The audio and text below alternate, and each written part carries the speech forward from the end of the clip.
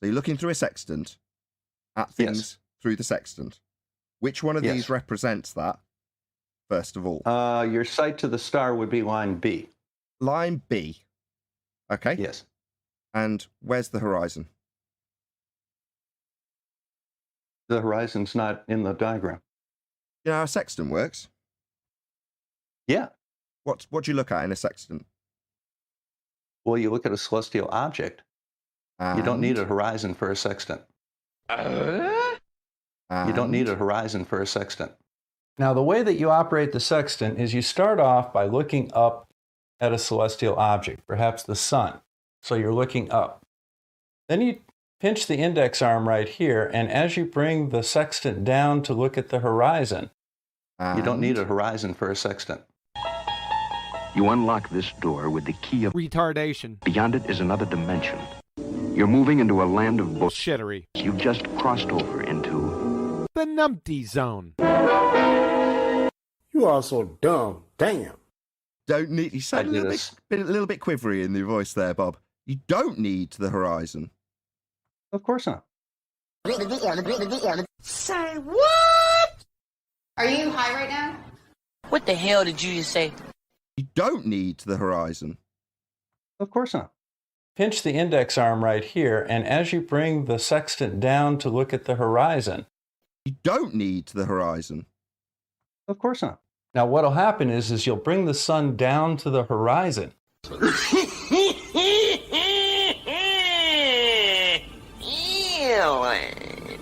You're just being asked, do you know what dip correction is? If you don't, that's fine. Just say no. If you do, just tell us what dip correction is, Bob. Dip correction is related to the angle formed between your horizontal and the horizon as you look down from an elevated height. You don't need a horizon for a sextant. Pinch the index arm right here, and as you bring the sextant down to look at the horizon, you don't need a horizon for a sextant. Your HS is your angle, is your altitude from the celestial object to the horizon. You don't need a horizon for a sextant. Now what'll happen is you'll bring the sun down to the horizon. Is that what you're stating the horizon dip correction is? Well, you look up to the celestial object and down to the horizon.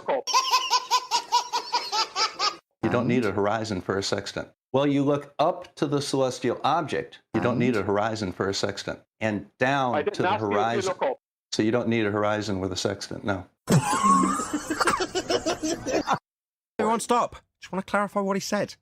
So you're saying that when you use the sextant, it's literally pointed downwards towards the lower horizon on your sphere. I'm not going to try and get you in a gotcha. I'm just clarifying your position, Bob. That's absolutely correct, Nathan. Fine. You don't need a horizon for a sextant. Now what'll happen is you'll bring the sun down to the horizon. You don't need a horizon for a sextant. Go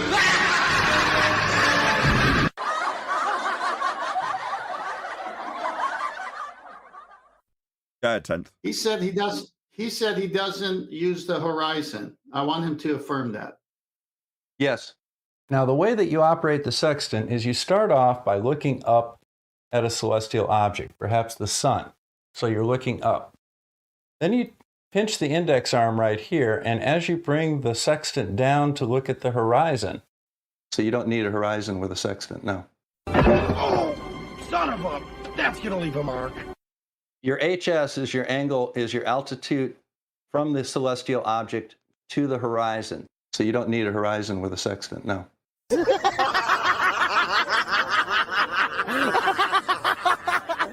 Your HS is your angle, is your altitude from the celestial object to the horizon. So you don't need a horizon with a sextant, no. Now the way that you operate the sextant is you start off by looking up at a celestial object, perhaps the sun. So you're looking up. Pinch the index arm right here, and as you bring the sextant down to look at the horizon, so you don't need a horizon with a sextant, no. Now what'll happen is you'll bring the sun down to the horizon, so you don't need a horizon with a sextant, no. Until the very lower limb of the sun, the bottom edge of the sun, is just touching the horizon. You don't need a horizon for a sextant. And then what you do is you rock it back and forth a little bit, to make sure that you are at the bottom of the swing so that the sun is literally just touching the horizon. You don't need a horizon for a sextant. And then you read off your angle. So you don't need a horizon with a sextant, no. Turn out the lights. Double speaking, tender clown face monkey. The party's over. They say that all good things must end.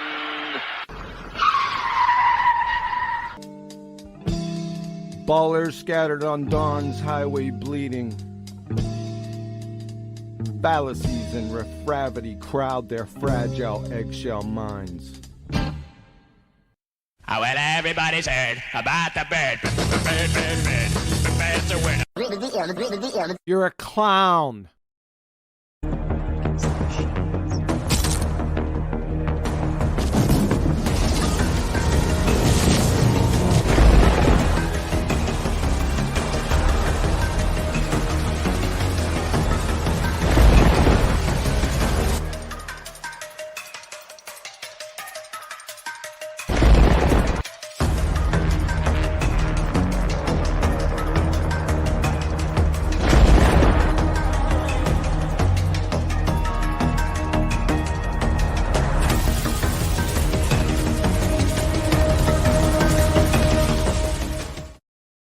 Hey guys, welcome to the show.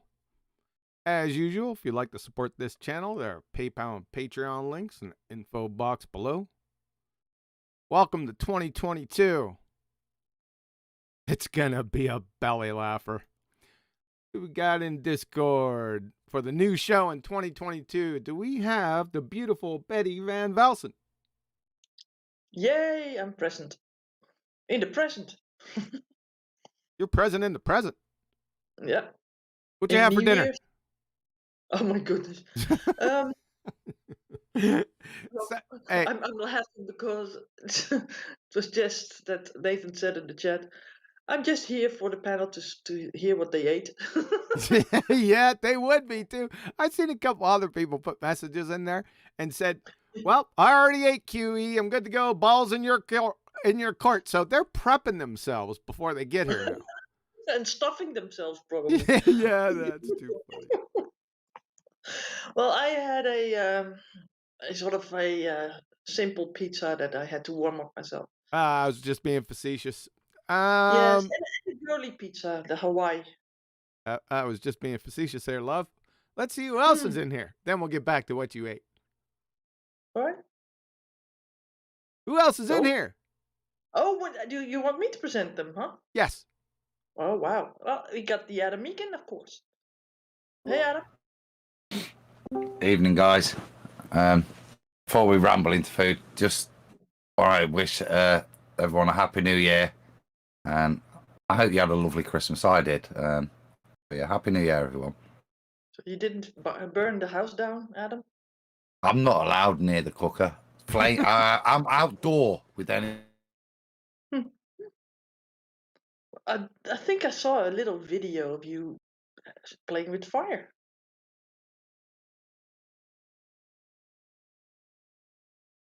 Is that correct? Yo, Adam, you're being addressed, sir. Adam's out.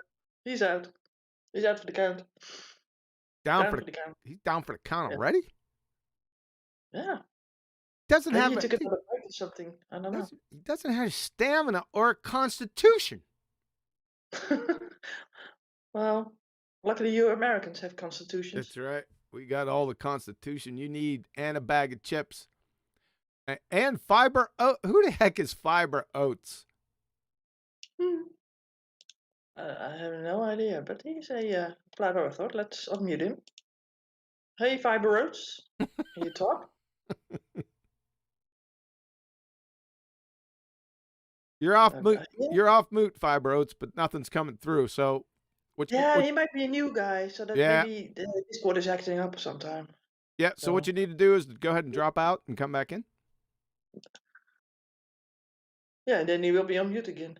Yeah, and then you'll be on mute again. We'll take you off mute, and you'll be all screwed up again, and then we'll do it all over again. We'll just give you procedures that are not going to lead you anywhere. That's how we run this show. That's how we roll here.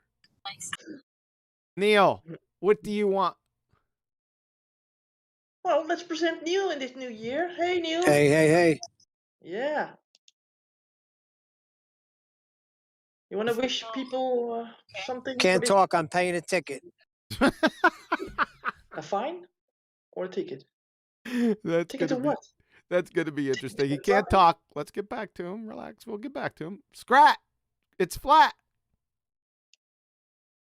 Yeah, I think we should give Scrat a different role so that he can speak immediately, right? What's up? What's up, Scrat? To who? Neil? Oh, anybody. Hold on, Scrat. We're in another conversation. Betty, to who? Neil? Neil already has the special invite thing, so I mean Scrat. Oh, you mean he's Scrat? here all the time. He's always on mute. It's like sad. Okay. You got a super chat. Go ahead. You know, everyone talks at once. Let's try this over again, right? So, Scrat. Hey, what's going on? What up? Thanks, man. All right. Just enjoying the drive. All right, let's try Fiber Oats again. Fiber Oats, you are off mute. Try your mic again.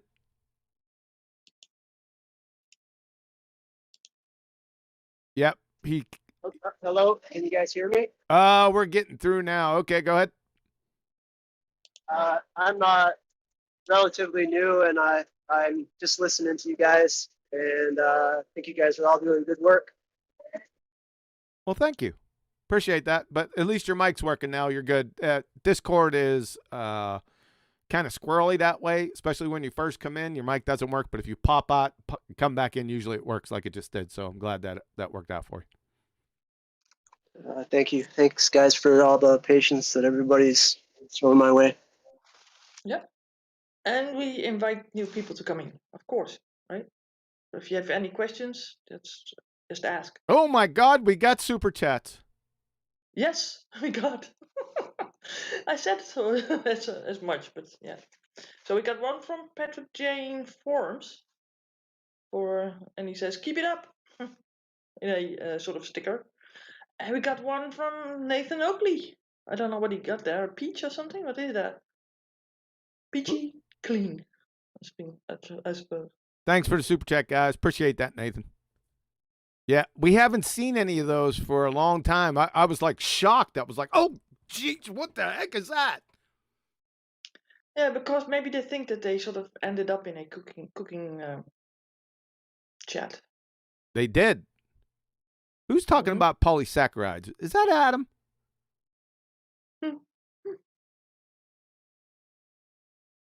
Yeah, he is. But he's not talking, right? Non-starch polysaccharides? What the hell? That's that like married bachelors?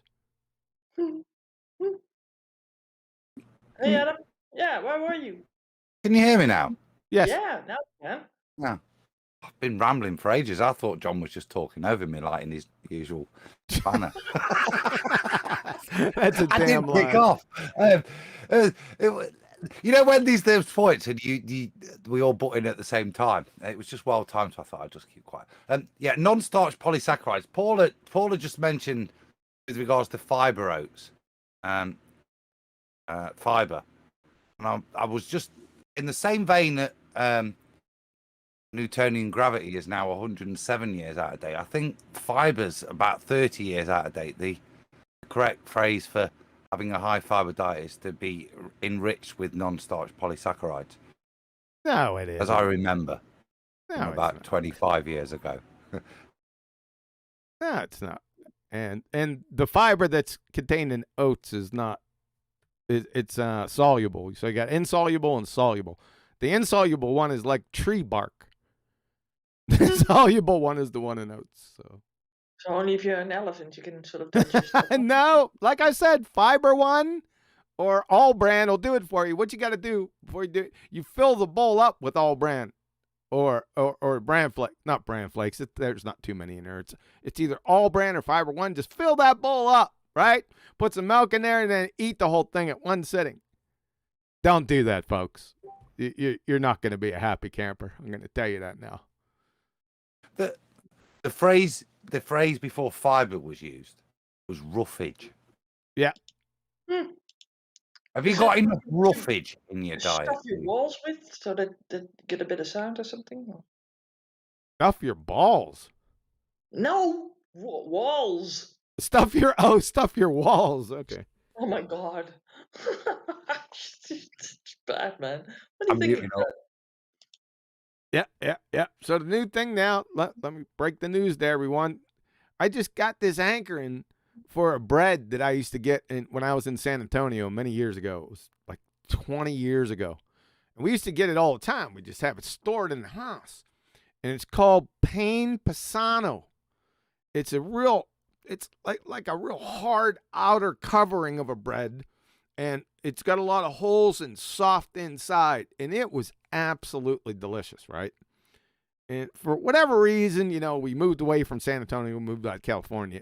It didn't follow us, right? And I used to, every now and again, I'd hanker back to, how can we get some Pane Pisano? And, just life got in the way and just forgot all about it until we started talking about food here. And then just the other day I was looking, I said, let me type this in. Let me get the recipe and have the wife make it at least, right? And I was looking at it and I said, you know what? The heck with that. Let's just have some bakery make it and send that to me. So that's what we're on. See, it's coming in tomorrow. We got 2 big loaves coming in. And I'll tell you what, I'm just going to get medieval on that bread. We're going to do everything with it. We're going to do toast. We're going to do bruschetta. See, bruschetta, that's where it is, folks. You get a good bruschetta recipe, right? Hook that all up, and then you put the Pane Pisano with that crunchy outer coat. You put that in the oven for a little while, and then you put that bruschetta on, then you drizzle olive oil on it. Look out! That's where it is. That's where we're going. So you got 2 loaves. That's right. How long does it take to get to you? 3 days. 3 days? Is that sort of an old loaf? It won't be old. They seal it. It's 3 days old. Yeah, it's not bad. It'll be okay. If you're gonna turn it in. Sorry. No, you got Rumpus by Betty. Go ahead, Adam. Oh, come on, I was talking. Simultaneous, Betty. That's why I gave way. Carry on. No, go on. If you're going to make bruschetta, I don't think it'll be a problem. I've not heard of Pane Pisano before. I just looked it up. The Tuscan bread and sourdough based. So it sounds really nice. So if you're going to do it, when you bruschetta it anyway, you're going to cover it in olive oil and stick it in the oven. No. No. You're not going to do that with your bruschetta. No. What I'm going to do is I'm going to put the bread. Listen to the sequence. Going to cut the bread, put the bread in the oven just for like 10 minutes on about 250 or so. Just get the bread a little crisper and warm, the inside a little crisper and warm. Then you put the topping on it and then drizzle olive oil over it. Got it now? Yeah. Yeah, right. What's going on top of that then? Nothing. You're crazy. What do you mean crazy? I got the bruschetta. It's just showbread. Well, that's just no. You got to right. So what you want to do then? Get some really nice, ripe, warm, room temperature tomatoes. Chop them up. Yeah. Bit of basil, bit of olive oil, bit of balsamic vinegar. That's right. Swoosh all that up. Yeah. Put it on the bruschetta. Boom. That's what I just said. Right. Next one. Thin slice of pork loin, tuna mayonnaise. Capers on the top. Double boom. Double boom. I don't know about that one. I'll deal with the bruschetta first. Now, this is really good with just butter on it, like toast. That's how good this. What? No. What do you mean no? Not on its own. No, that's just like my boys. They're just heathens. They just go straight in bread. They're heathens. It's a good all-around bread. You could just put it on the table for any dinner and just, rip off, you know, a chunk. Yeah, It's yeah. Showbread. It ain't. It's showing some good taste too. I like the texture. I like every. I just love You it. don't even recall a biblical understanding on showbread. Yeah, I don't. I wasn't talking about showbread. I was talking about showbread. Yeah, that's another And topic. you guys just show this and do that and do that. Yeah, you know, you have another super chat. Too funny. It's that two loaves make out showbread, right? Okay, good. So, am I going to shout out this super chat or not? Yeah, that's what I was waiting for instead of the showbread. Yeah, well, I get rumpused anyway, so why would I, right? So let me shout out this one lumberjack. Weren't you the lumberjack, John? Yes, I am the lumberjack. He could be a lumberjack too. We got another one here, and he says a good diet needs a bit of roughage. That's correct. But not too much starch, otherwise your bowels will be like congested. Oh, brother. All right, Texas toast. Yeah, it's not going to be Texas toast. Texas toast is a little different thing than what I'm talking about. But Texas toast is good. I like it on sandwiches every once in a while. It'll get old. It gets old, though. But this Pain Pisano, it's not going to get old. Like I said, I'm gonna get creative. But bruschetta is #1 on the menu. That's for damn sure. After the oven, are you putting it on the griddle, John? After I could, but I don't think I need to. We'll test it. Do it. Do a taste test, right? Yeah. Warm them up and then put some. Just brush them with the olive oil, yeah. Yeah. Or drizzle it on, and then just put them straight on a griddle pan. I prefer it that way. It's even better. When do you put the bruschetta on it? When you're saying bruschetta, what do you mean by that? Do you mean just the olive oil, or is there some dressing? Is that your tomato basil? Tomato, you got me saying tomato. Tomato, basil, onion, garlic, olive oil. That's what I mean. And then I'll drizzle a little bit more olive oil. You can never go bad with a little bit more olive oil. It's better with a griddle, and I would take a pastry brush, lightly brush the bread. Put it straight on the griddle, either side, get it nicely charred either side, warm through, then put my dressing on the top, and that's got all the rest of everything, the extra oil and everything in it. So okay, that's all right. Yeah. That sounds good. When you mean griddle, what do you mean? Like a hot plate with ridges on it, so that you get burn marks across your bread. What about on the grill? What about the outside grill? Not under the grill, on a hot plate on the top. So it's just a hot metal plate with ridges on. Oh, so I see what you're grilled. Yep. That's where bruschetta's tastiest, because you get that char burnt flavour in it as well then. And then that bread just comes alive. Okay. Nathan must be loving this. Yeah, he is loving it. That's why he's still here.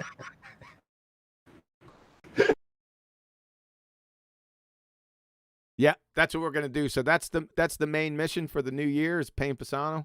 There's a couple other names for it, but it's on the Pisano line, not Bassano, but I think you spell it Paesano. I think that's how you spell it. So go ahead and look that up, guys. I noticed that. I thought you was being sarcastic at first, especially when you described the bread, tough on the outside, softer in the middle. Yeah. Yeah. With holes. I didn't know whether to say that bit, Betty, but there are. Yeah. I did notice that as well. It did sound a little bit like Robert Pisano. I think it means fresh. From my Italian's dodgy, but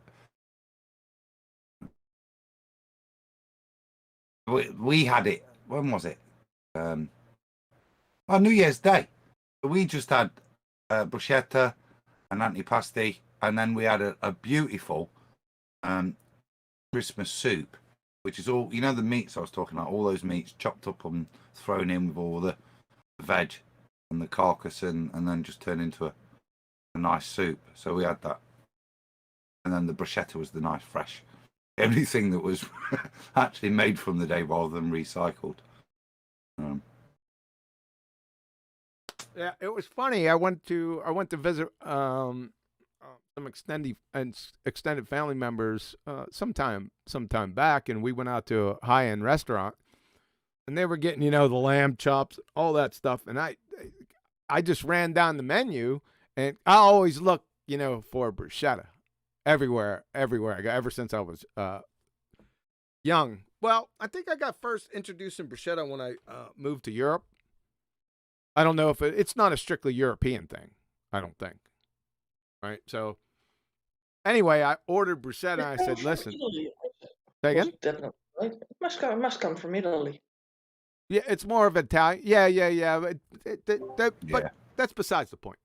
But that's besides the point. It's from Europe. Okay, it's from Europe. That's what I said when I first went to Europe. No. That's just American. Just American. What do you mean? It's Italian. It's not from Europe.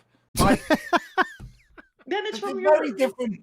It's like saying like your old famous ribeye is Canadian because it's like from North America. Yeah, but he wants to own it for America. So no, first European, then it's specifically to Italians people, right?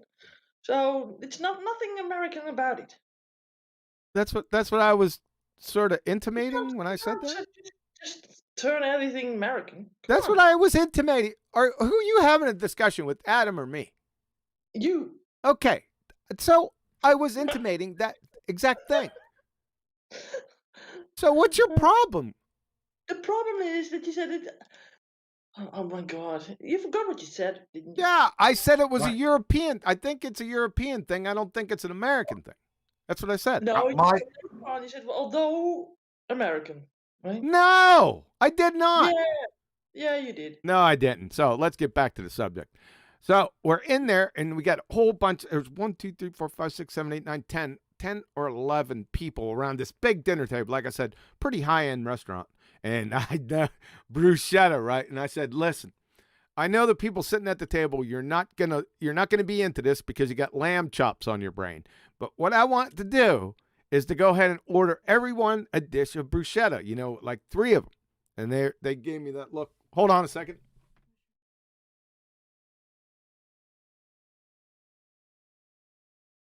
All right, back. I was rudely interrupted.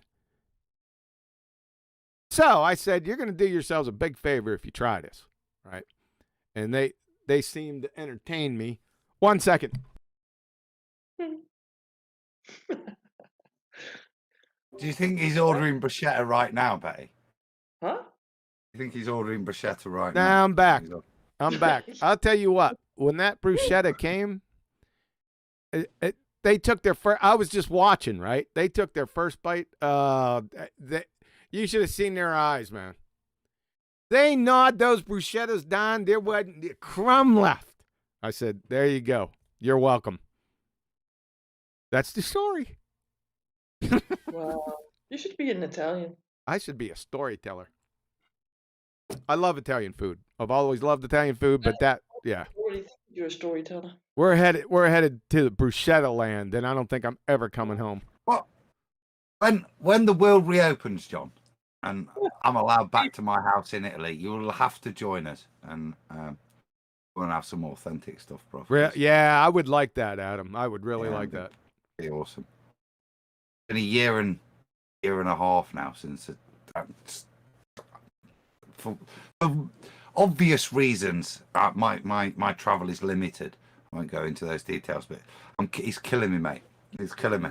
Just chats like this about bruschetta and thinking about sitting in the little local places having them. It's all right making it at home, but honestly, it tastes so much better out there. The tomatoes are just better. Just yes, that's true. You know.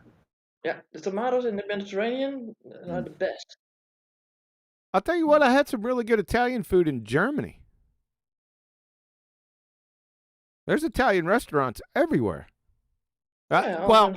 Listen, I can't say that. I was in Berlin, so I don't know. I was in West Germany lots of times, but I didn't partake in any. I didn't search out for Italian. I was looking for local cuisine when I was doing that. But in Berlin, there were Italian restaurants everywhere. I loved it. Italian restaurants, and you get across the world, and Irish bars. Yes. Brian's not here. Yep. Irish I don't know pubs. why. Yep. There were Irish pubs all over the place too. Yep.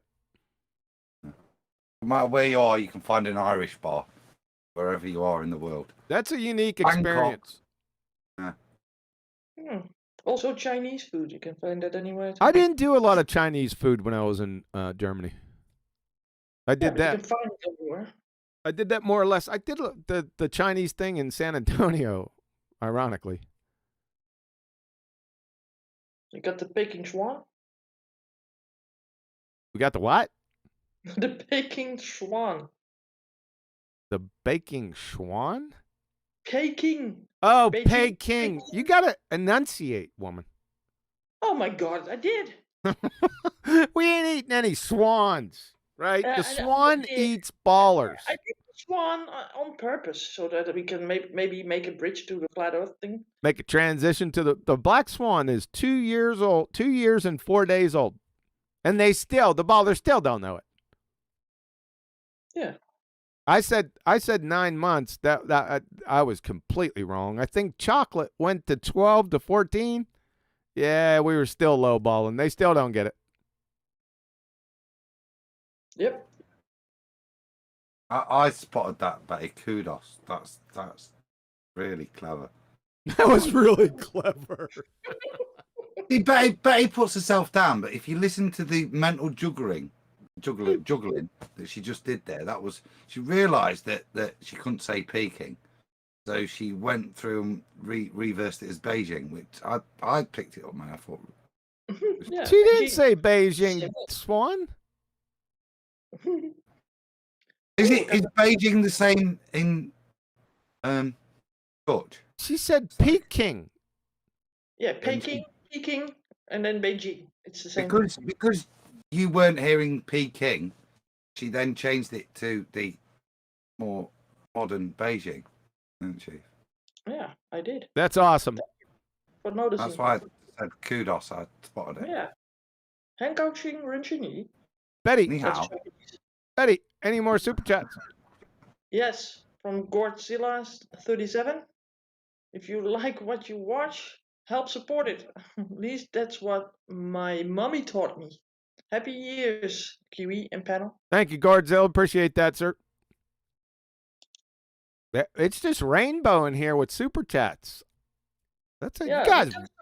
we need some different colors now because we got red, yellow, blue, and lighter green. We don't. There's no red in here. No, not yet, right? But we need some red. We definitely need red. just funny. Just kidding, guys.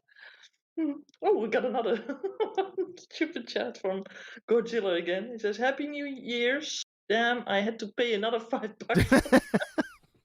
Yeah. Yeah. Try to get it all out at once. A little cheaper. Somebody says, "I want a swan burger." You want a swan? Yeah. The ballers been choking on those for the past 2 years. Only the black ones. Yeah, just the black ones, baby. In this case, blacks are better. Let's see what we got here. Better, tasty, better. So, anything else on the food? That's what most people came for anyway. Wait a minute, I wanted to know from Adam what that pudding was with the fire over it. Okay. Yeah. Okay. Well, that's what I described pre-Christmas, which is what my sister-in-law made, which is a plum pudding, which is just like dried fruit, raisins, currants, sultanas, dried canned peel, and then you with a bit of suet, so beef suet, bit of flour, and then you feed it, like I say, with whiskey over the month, building up. So pouring a little bit in, putting holes in it, pouring it in every few days. And then you steam the pudding. And when we've done that, so when you start your Christmas dinner, you put your pudding on. And then when we're done, out it comes. And what I do then, you get a big ladle, fill it with brandy, and you get the booze nice and hot, and not exposing it to the flame, just getting it hot until it ignites itself, and you pour it over the pudding and bring it to the table as everybody sings what you heard us singing. So bring us some piggy pudding, da, da, da, da, da, da, da, and so on. But I Very didn't, British, that wasn't it? Very British. I didn't expect that it was sort of a bluish like. Yeah, it was a pretty fire. blue flame, wasn't it? Yeah. You have to turn the lights out, but yeah, that's burning brandy flame. Yeah, it looked really good. I like that blue flame on there. But is the pudding hot then? Is it afterwards? Is it hot? Warmish, because by the time you've finished eating your dinner and you've took the pudding out so it don't overdo, and then I'm so full. But yeah, roughly, yeah, it's meant to be served. But it, yeah. And then you serve it with cream or brandy butter and more liquor. Really amazing. Yeah. I need to shout out another super chat. It's from Nathan Oakley, 1980, and he has like an emoji with like sort of a thoughtful emoji. I don't know why. Like he's thinking? Yeah, like he's thinking. Is he questioning the pudding that was on fire? I think it was earlier on. Maybe he's questioning R. Yeah, they keep going on about flat Earth stuff in the chat. People talking about this, that. I don't know. It's settled. You're better off talking about Christmas pudding. There's points of discussion in that. I don't see any curved adjacents in chat just yet, so I think we're on topic. Or explanations on how a triangle sort of has not 180. Yeah.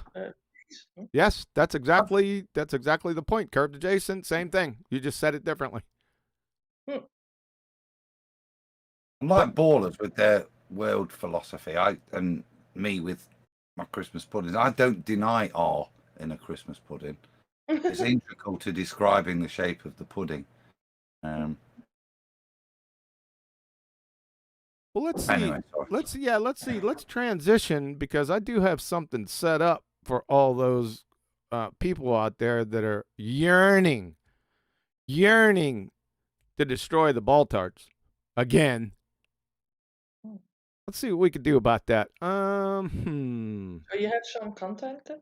I was listening today, Betty. We was in Nathan's chat today, and what John's done over the past year and a bit is, as he calls them, his wolf pups. He's set people up with all these tools to savage ballers, right? Mm-hmm. And now, when we get on the rare opportunity, you perchance to find a three-legged baller running across the Highlands, and you've got the chance to savage him. He's going, no, don't bother. Just take him out with this thing. Don't play around with them and toy with them and have fun with all the skills that I've taught you. Just chop them off at the legs straight away now. Have it done with. Yeah, there's no training anymore. He just wants just straightforward decapitation, I think.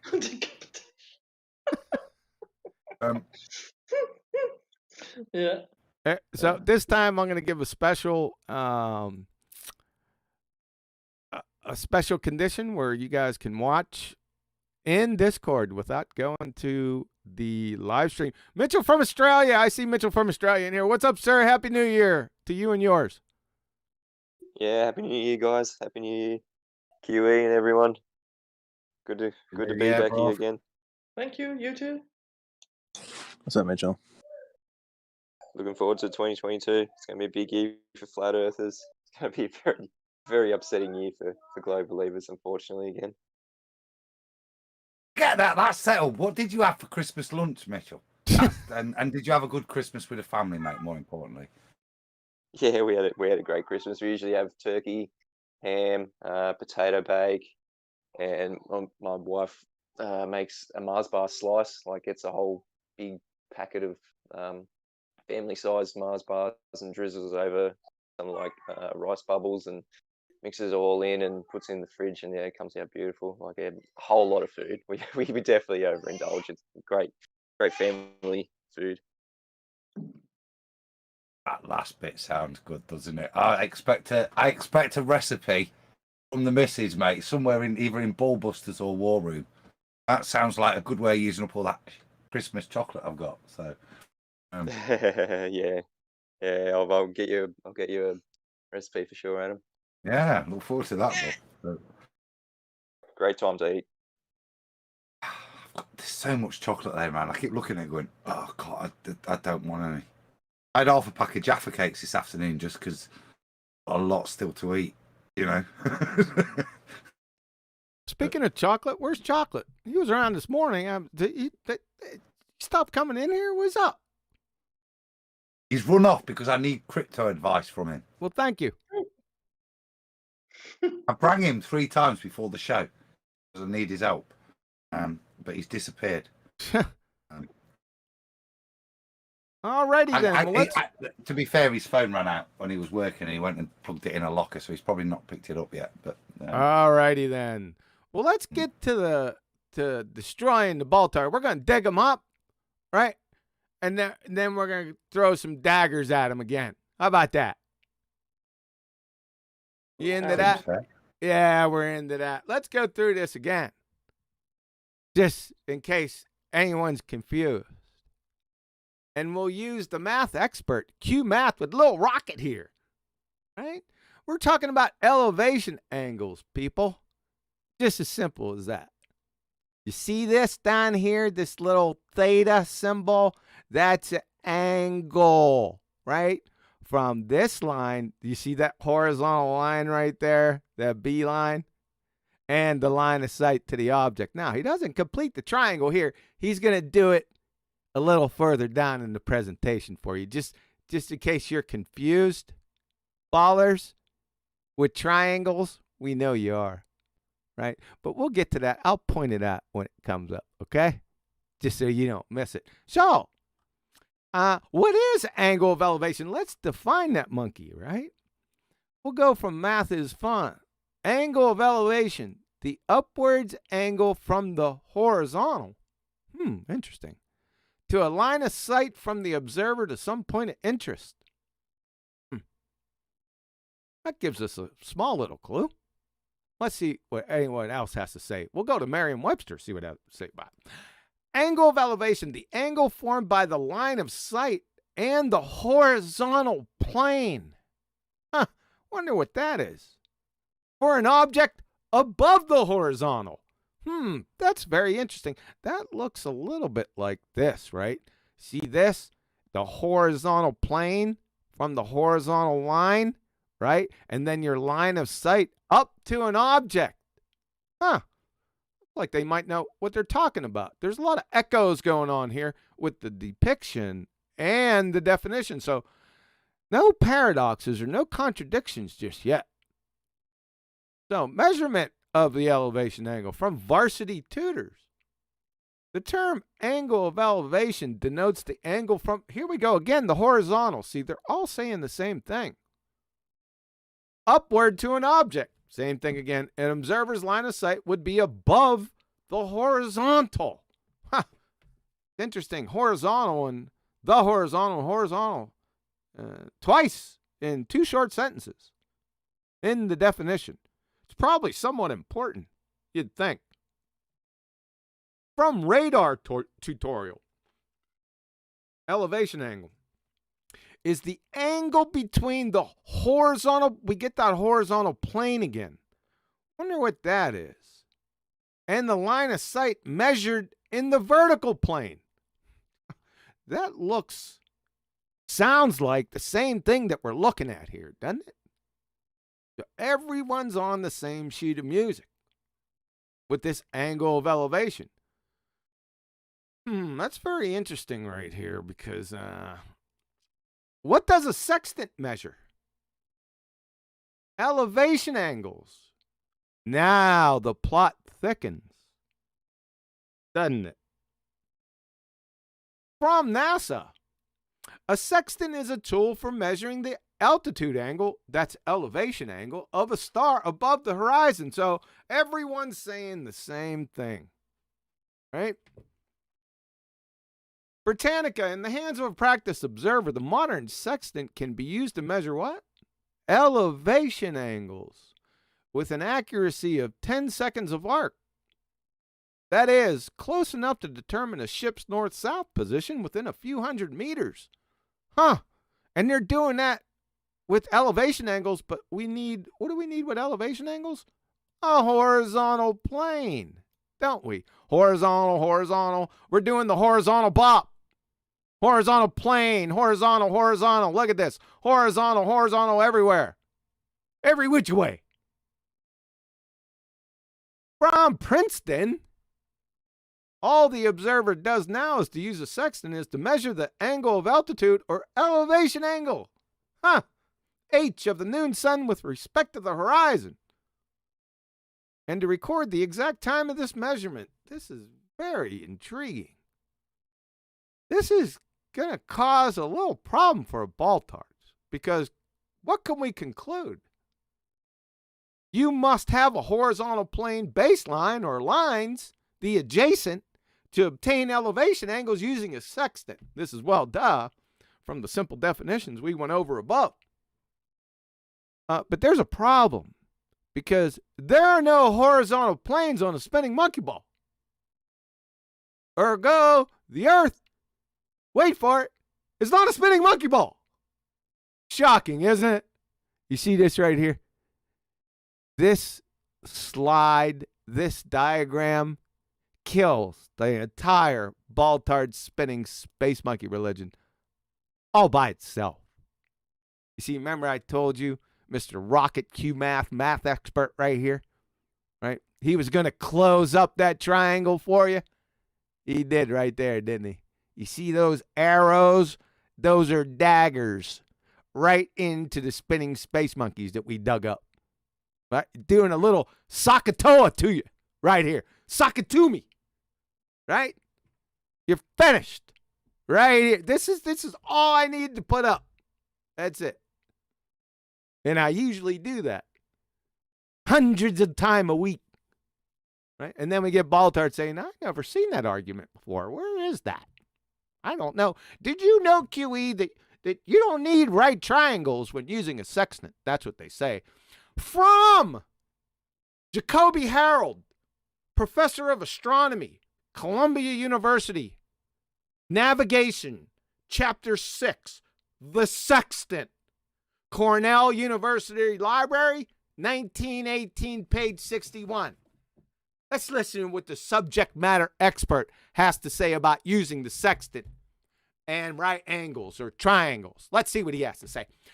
This height of the sun or of any star in the sky is called its altitude.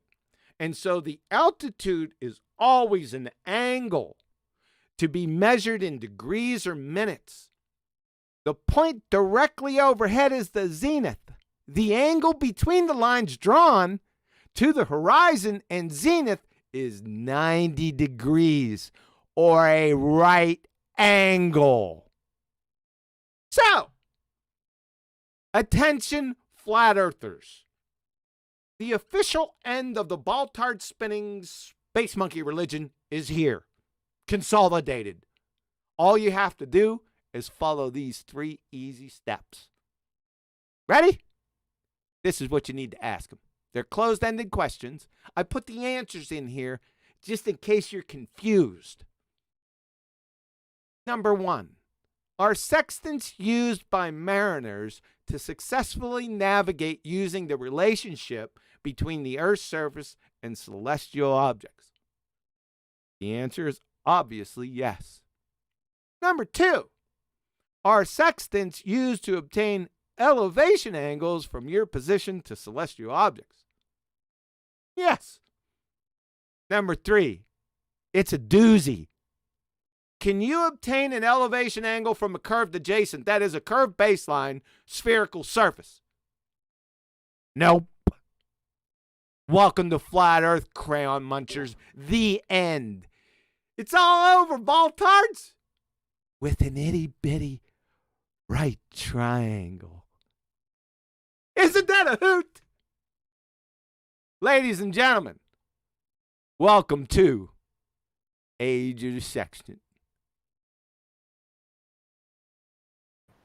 The end. crayon. No, no, no, no, no, no, no, no, no, no, no, no, no. Is the correct response if you're an anti-flat earther to number 3. To not lie, to pretend that you're not really agreeing. I forgot who it was. Who went through those 3 questions, John, where we did that?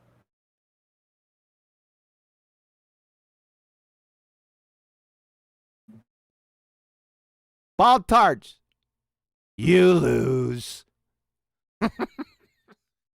Guess what? That's a fact. Bye-bye now. Clown shows. Questions, comments, regale us. Now, you can come on in here. We're going to ask you those 3 questions, and then we're going to politely request that you show a curved adjacent. Any depiction that you want in the entire history of humanity showing someone measuring an elevation angle with a curved adjacent. Just one. That's all we need. Because if you don't, you're finished. Call your therapist and have their therapist call their therapist because you're finished. It's the end of the ball-tard spinning space monkey religion. Clowns. Can't be any more clear. And that's a fact. Ready for a super chat? You betcha. All right, we got one from Five Roads, and he says, "Lol, like LOL, crayon munchers." Yeah. Thanks, Five Roads. Crayon munchers, unite! Wonder Twin powers activate. You think they will unite? They don't There's even. There's no fibre in crayon, is there? It's wax, isn't it? There's no non-starch polysaccharides in that. It's a non-starch polysaccharide. No, it's not beneficial to munch crayons, boys and girls.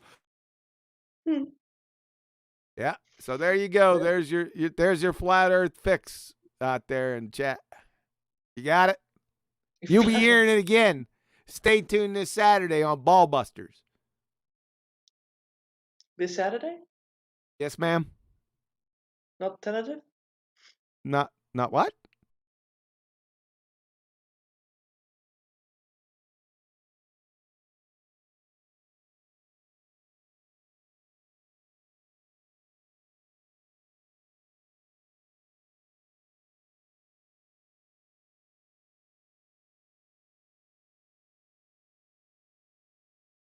All right, you guys still out there? Do I still got anyone around here? Give me a yo in the chat.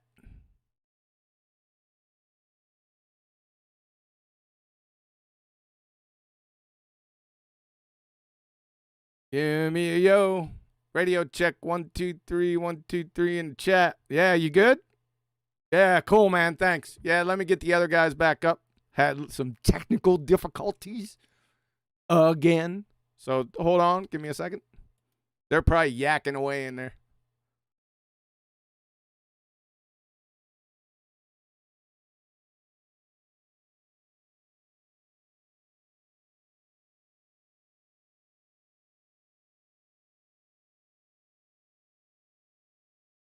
Here they come. Watch out. Is that it? All right, no, that's not it. I'm back. 2 years for. I'm back. Yeah. Hello. The statistics from Scotland. Hello. Today, Radio check. Radio back. check. Adam, can you hear? Yeah, I got him. I'll shut up in case we're streaming. Yeah, I'm back. I had a little problem. It wasn't Discord, hopefully. Yeah, it was that Discord. It was sharing the screen, numpty stuff, man. That's gonna do it. That did me in. The strangest thing is, it did it long enough, right? So if you just afterwards just turn back, then it's okay. I think. Yeah, I need to get rid of. Yeah, I'm not gonna do that anymore because I think it takes too many resources. Even on my computer, as soon as it went down, I felt it. It was pretty hot. Strange. Yeah. So now we're back. We are live. Yeah. Okay, good. Let me just make sure.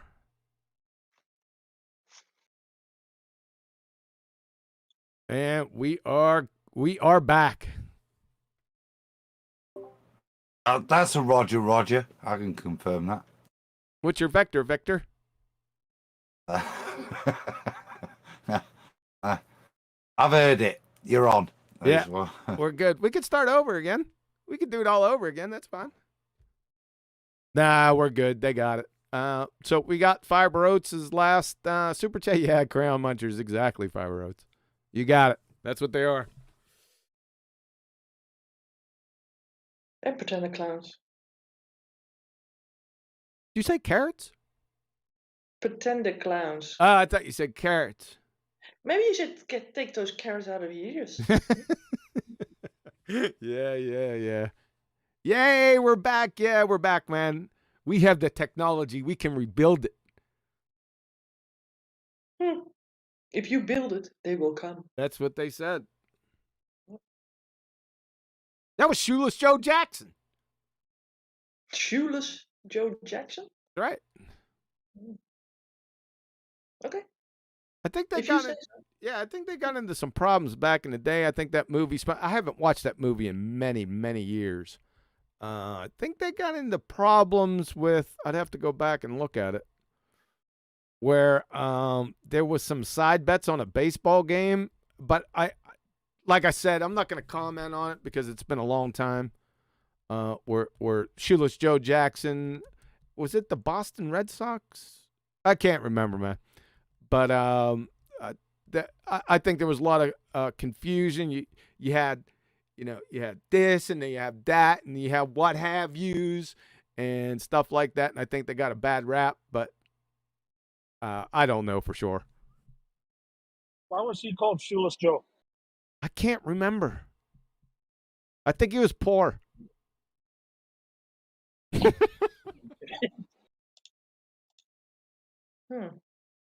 I don't. Was that rhetorical? Was it the Black Sox? No, I actually was curious. Did he ever play without shoes or something, like the field or? Ask your question again because it seemed to get overwhelmed by the background noise. I was just wondering, did he ever play without shoes? Is I that don't why they think, call them shoes? I don't think so. Okay. All right. So, Sleeping Warrior, are you in chat? Or is Nathan in chat? Yes, he's in chat right here. Yeah. What's up? What do you need?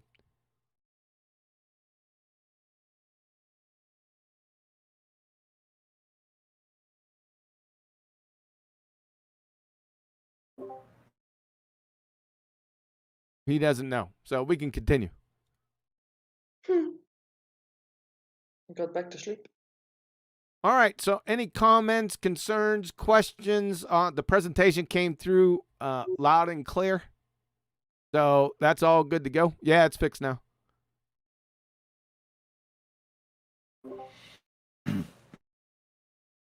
Permission to ramble, sir. Go ahead, ramble.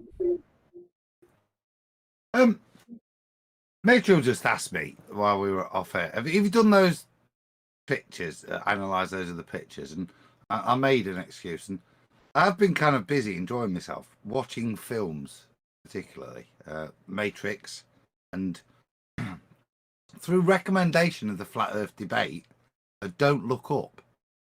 And I found it very different stories, but both of them, and what I find really interesting is that both of them seem, if you don't look up, there's a giant thing in the sky that you can clearly bloody see heading towards you. How do you deal with, from a cognitive dissonance point of view, that? And within the Matrix, Neo being Neo, and knowing that he can't be, how does he protect Trinity? Spoiler alert, by the way. But how does he protect Trinity from dying, even though he's Neo in the Matrix? Knowing that he's Neo, he has to lie to himself, basically, to stop himself just coming out and being Neo anymore. Anyway, and it's very interesting that both of these films seem to be dealing with cognitive pain, and how we deal with putting the bleeding obvious to the back of our mind and not having to deal with it. Yeah, that's what I was doing, Mitchell, basically.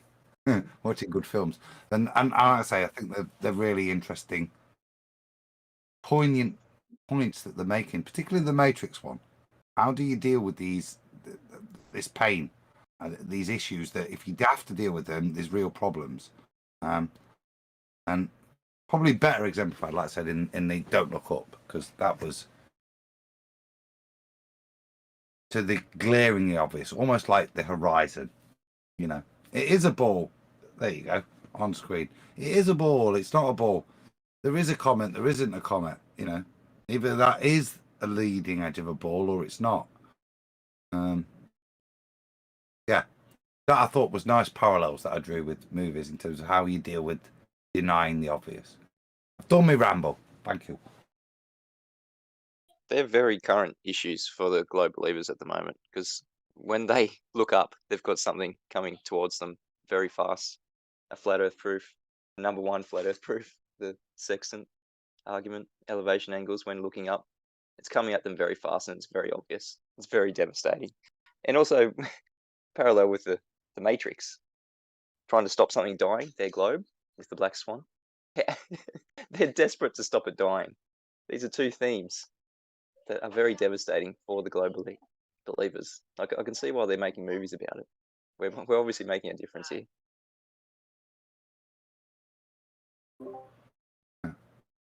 And you know what else is really funny?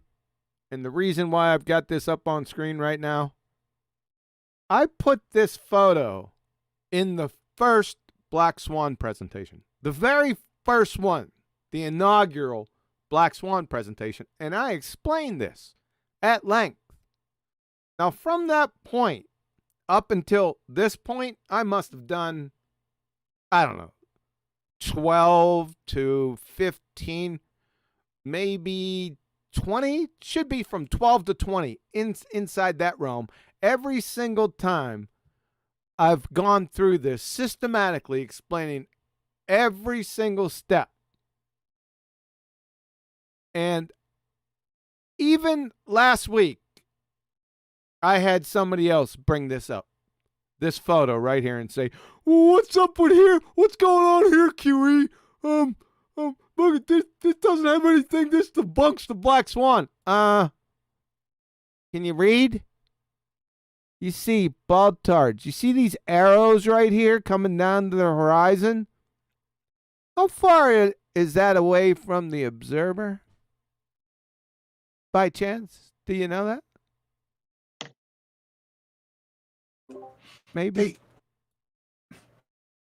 Right? That's the fundamental point. People look at numbers. I love numbers, you know what I mean? But you look at numbers too much as if they mean something. But I know you've got to use numbers here, but fundamentally, irrespective of the numbers are, they're demonstrating that whatever that, all those lovely arrows pointing, wherever they are, they're not the leading edge of a ball. And if they were, they're at, what, is it 6 point something miles? So have your 6 point something miles. Take it. But there's still an implication if you're going to refire that as the edge of a ball. I don't know what 6, I've not done that maths, John, for the first platform, to be fair. What that would make the R value. But whatever it makes that R value, take it and start crying into, with proper ball of tears, because it destroys your ball. Yeah. Wherever you want to put it, it doesn't matter. And that's the point I'm saying. Forget the maths. Understand the principle. Qualitative, not quantitative. Again, yeah. Understand the principle of what's occurring here.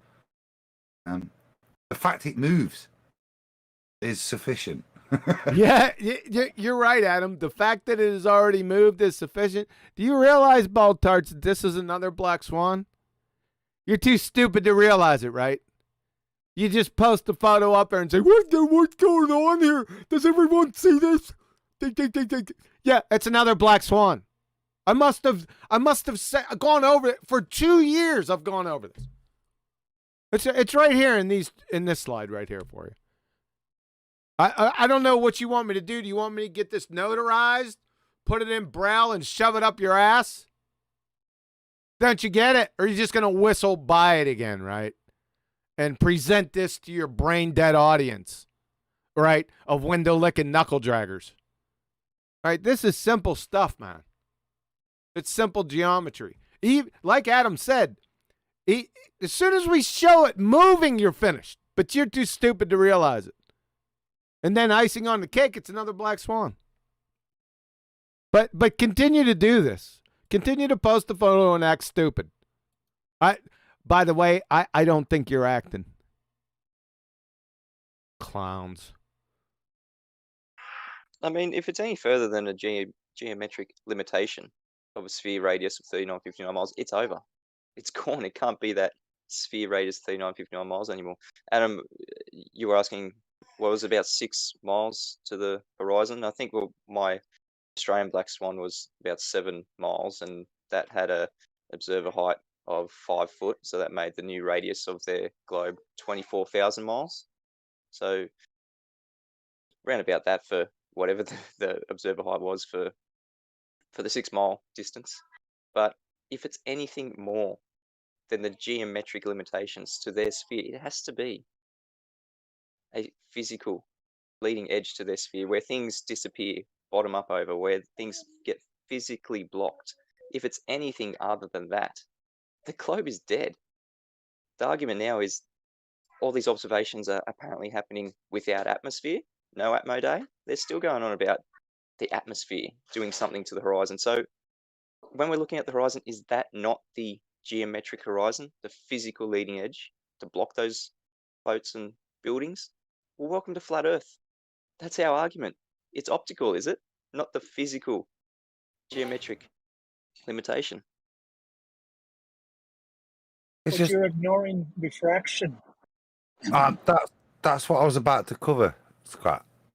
So they describe, even if you give them terrestrial within the mathematics, you give them 7/6R. Well, when you play that out, that really does limit them, doesn't it? In terms of there's their limitation. They've defined it themselves. At some point, that number worked. It was lovely. Use it in its relation to perspective.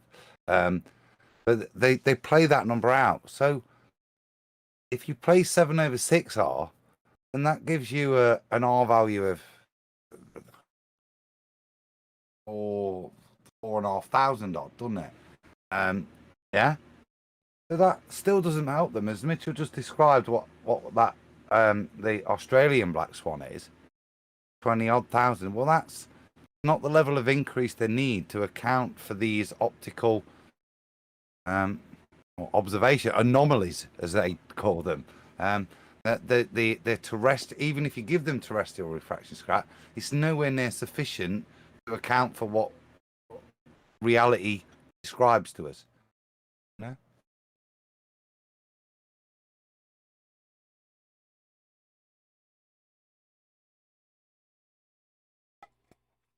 Is that it?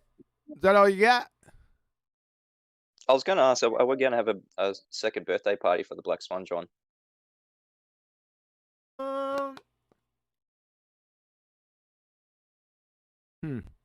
Absolutely. Isco. Well, I was just going to make a comment on your question, QE. When you asked him, are you just going to blow right past this and everything? And I can answer that for you. Go ahead. Absolutely. Absolutely, because cognitive, I've been saying this for a long time, cognitive dissonance is a very powerful thing. And they have to just blow right past it because they have no other choice. Yes, sir. I'll refer that back to the don't look up. Yeah. How powerful is cognitive dissonance? How powerful is the ability to lie to yourself, to be able to continue on in the same paradigm, to feel comfortable? How much will you lie to yourself? That's what that film shows. Even though, first when they were told, couldn't see it, and as it gets bigger and bigger and bigger, they still deny it. They still deny it. And in fact, towards the end of the film, denying it, don't even look up until towards the end. and then suddenly they look up and go, "You bastards! You are lying to us." That's the power from a psychology point of cognitive dissonance. That's how much you can do. Yeah, you can go to the shops. This is when I did A-level psychology. This is what they taught. You can go to the shops and you can buy the same pair of shoes. You can walk down the street. You can see the same pair of shoes in another shop, 25% cheaper, and you'll tell yourself lies to convince you why your purchase was correct. You know it's false, but you'll make all sorts. Yeah, but if I have to take it back, then I've got no less problems. All these things that deny the ultimate reality is that you paid a lot more, that you've been mugged off. Yeah? That's the power of cog-dis. It is exceptionally powerful and a recognised psychological tool. That's why I say it's really interesting. It's in all these films right now. Look, people, look at this. Wake up. Because we're lucky, we can see it, but I think there's a lot of sheeple that do need even that reality, that this is how you can be mugged off. And the Black Swan is a good one. Look at how they'll lie to themselves. Like I said 7/6R just demonstrated the effect of 7/6R. Take the radius value, divide it by 6, times it by 7. That's what it'll make your new radius. What's that said? It's about 4,500 miles. Nothing anywhere near. What did you say, Mitchell? 25 for the Australian. For a 5-foot observer height, 7.2 mile distance to the horizon, 24,000 miles radius. You need a lot more over 6, don't you, to accommodate? And I mean, you talk about something getting bigger and bigger and bigger visibly. Like, where are we up to now with the latest Black Swan from Bow, BMLSB 69? Anacapa rocks were 32 miles away from about a 1.5 foot observer height. How big's the radius now? 1.77 million miles radius. If you still think it's a sphere, it's just getting bigger and bigger and bigger, and it's going to be more painful once you realize that it's not a globe, that it cannot be.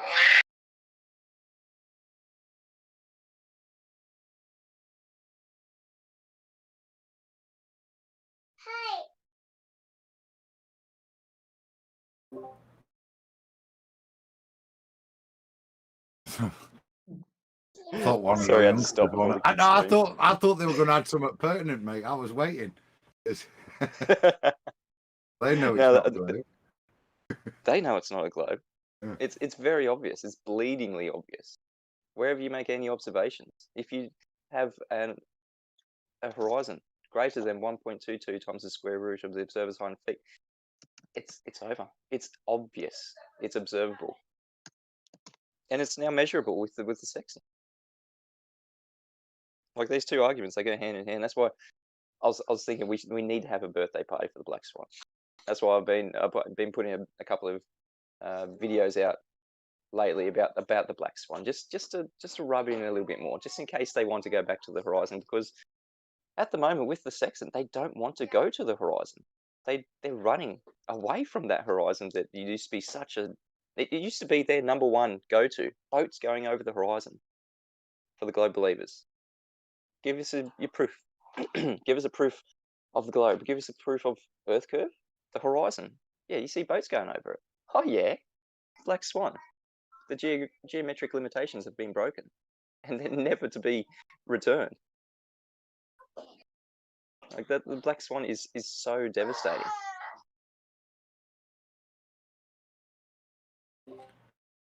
I think she's 2 years old, isn't she? And she is. And and the adage still stands for me. As soon as you understand it, you can't be a baller anymore. And it requires cognitive dissonance for you to just keep denying that logical syllogism that's presented in there. You know, it's presented to you in the Black Swan, and you have to just ignore it, because if you do go through it and bother, you're stuck, because the logic dictates. There's no science there. It's just the logic of their claim dictates it. Their claim is false. And I think for some of us, the point being, Mitchell, I know I ramble, but I think for some of us, she is 2 years old. Huey said and Chocolate predicted, yeah, it'll be 18 months more before they even get it. So to them, that Black Swan's not even been born. And they'll keep pushing it back up, shoving that egg back in, because they do not want to see that egg. They know it's there, but they can't cope with it, mate. There's no birthday for the ballers, I don't think, because they're still in total denial of the logic of their own claim. Yeah, the implications of the logic of their own claim. That is the guillotine of the Black Swan to them. It's not our claim. It's just the implications of their claim.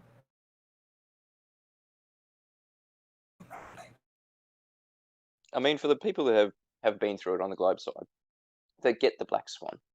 The conclusion is, at best, all we've done is disprove the radius of the Earth. And they think that's not devastating. They try to hold that up as a rebuttal to not having a geometric limitation to their sphere Earth. That it could just be a slightly bigger globe. The radius is slightly bigger. No, the Black Swan radius is from a 1 foot observer height, 10-mile distance to the horizon. Your new radius is 264,000 miles. That's from the original Black Swan. 264,000 miles from that image that we keep rubbing in their faces over and over. At best, all you've done is disprove the radius of the Earth. Yeah, you get it. You understand. Well, isn't everything they supposedly know about our universe and everything based from the radius? Unfortunately for them, yeah, everything is based on the radius. The distance to the sun, the orbital trajectories of everything is based on 3959-mile radius of a sphere Earth. And unfortunately, that's been absolutely demolished. That you know what I said about them not understanding the implication. That statement exemplifies it again. And what Scott said is the point is, at best you've done that as if, oh, it might be a slightly bigger ball, but it's not just that. It knocks everything out.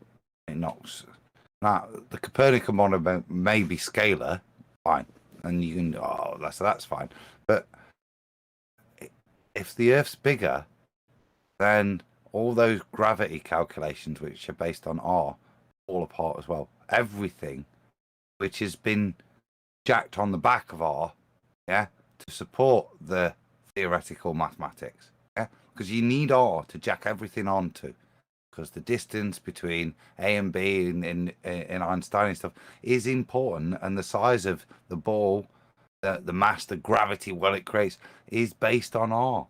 All of it's so. Again, I would say that great quote that you was it Mr. Sensible you pulled it out of, Mitch? I think, wasn't it? It was, yeah. Yeah. That again demonstrates their complete lack of the implications of their statements of fact. It is a ball of this and this and this, and if it's a ball of this and that, yeah, they all have knock-on implications, and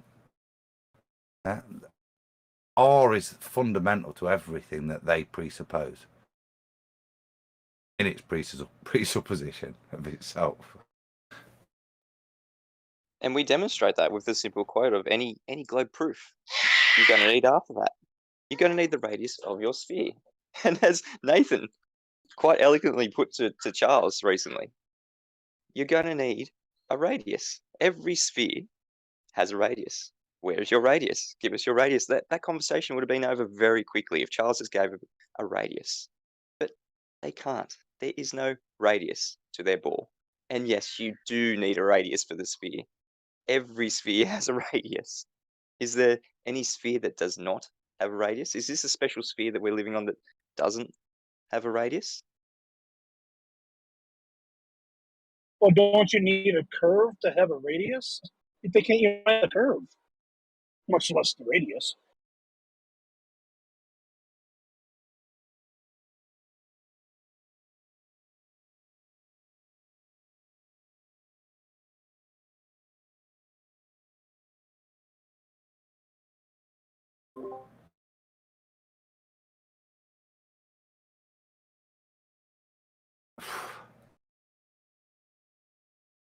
that a question, Scrat, or just a statement?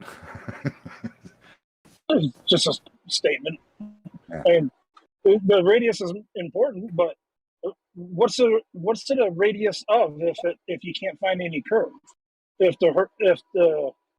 we're on a plane, how do you have a radius if there's no curve?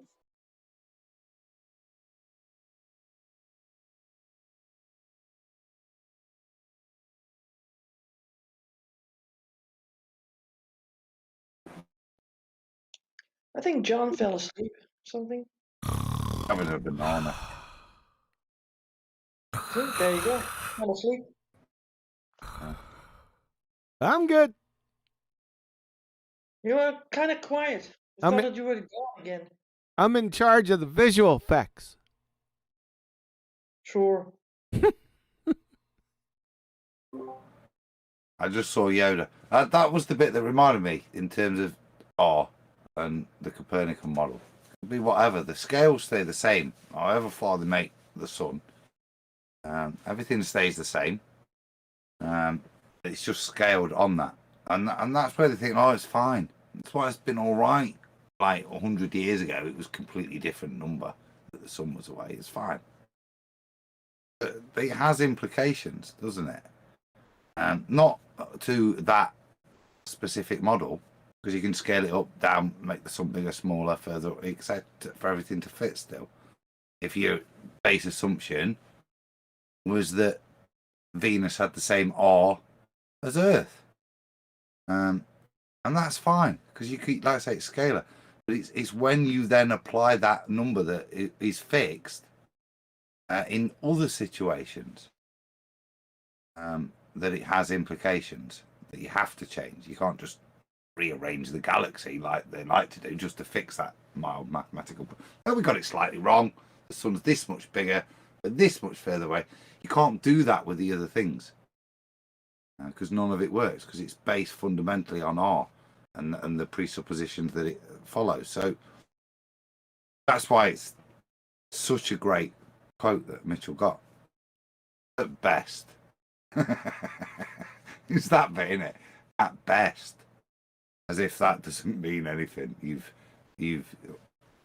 destroyed the R value. You've disproved the radius of the Earth. It could be 300 instead of 3,959. It could be 3,958. Or it could be 3960 or 39 or whatever. Right? He's so stupid. He doesn't realize the exponential magnitude of this thing. He's geometrically a halfwit, right? Scientific. He doesn't know his ass from pipe wrench scientifically. He's a moron, right? Those statements. And then he said, what did he say?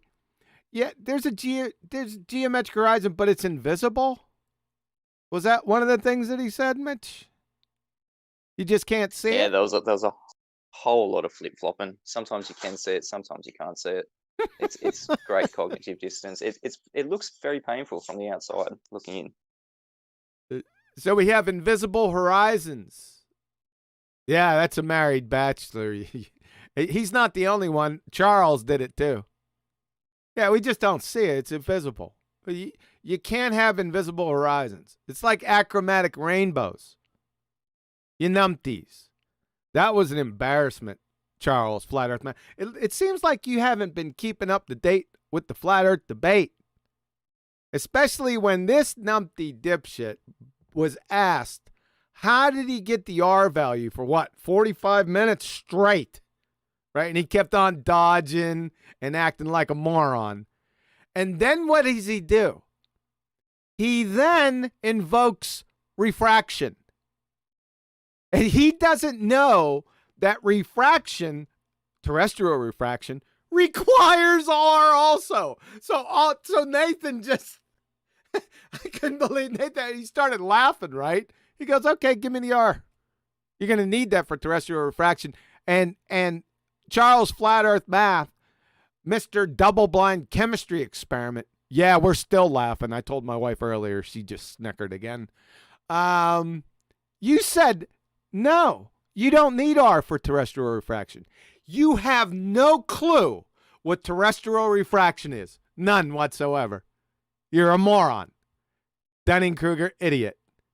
I couldn't believe it. How much of an embarrassment you are. But I'm sure your brain dead followers or your subscribers, they must be dumber than you are. Right? So terrestrial refraction doesn't require R. Really? You ever heard of Andrew Thomas Young by chance? To have terrestrial refraction, two necessary antecedents must exist. Number one, the atmosphere, which is a paradox, must be curved. That is, you must have gases forming a sphere shape, which is first grade. You'd fail first grade intro to gas behavior. That's number one. But to get to number two, you need the radius value to calculate the terrestrial refraction from Andrew Thomas Young. So that's what I've said from the beginning. Ballers, they don't understand what refraction is, especially terrestrial refraction. They just begak it. Like it covers, it's their whole rebuttal. It's begak, refraction. They don't even know what it is. You bring up Snell's law, they're lost. They have no idea because they're just parroting what they've heard or what they've seen in Wiki. And they think that covers them. Just one word like gravity, right? Refraction, cherry picking. They don't know what these terms and phrases mean. How many times over the past, 5 years have we stopped them? It even happened this morning.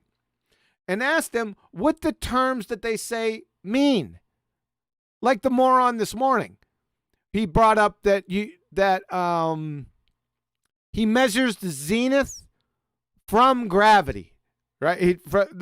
It's on its surface is a reification fallacy, right? Because gravity is not an entity, number one. Number two, and then the argument kept going and going and going, and I'm sitting there, why doesn't somebody ask him to define gravity? And then Chocolate piped in, he goes, hold on a second, can you define gravity? Nope. He couldn't do it. He didn't know what it was. He's a commercial pilot. Self-purported, by the way. Commercial pilot. He didn't know what gravity was. And then he mentioned horizon. And then Chocolate, and then I was thinking, ask him to define it. And Chocolate butted in again. He goes, what's a horizon? Can you define it, please? He just made something up on the spot about some tangent.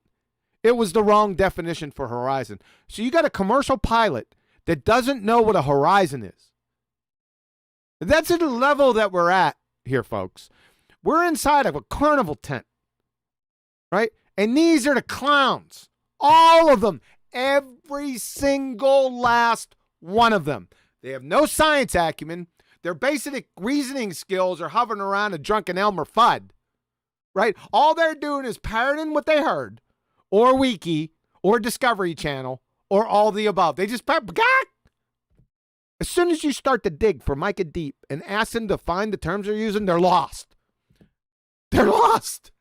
How many times we got to do it? So this is a joke. This is all jokes. That's where we're at.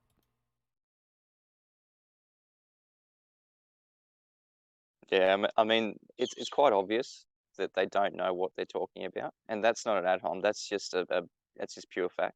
When we ask them to find their terms, they can't do it, and it's another reason why it's quite obvious. A tell is they keep throwing away fundamental pillars to their religion.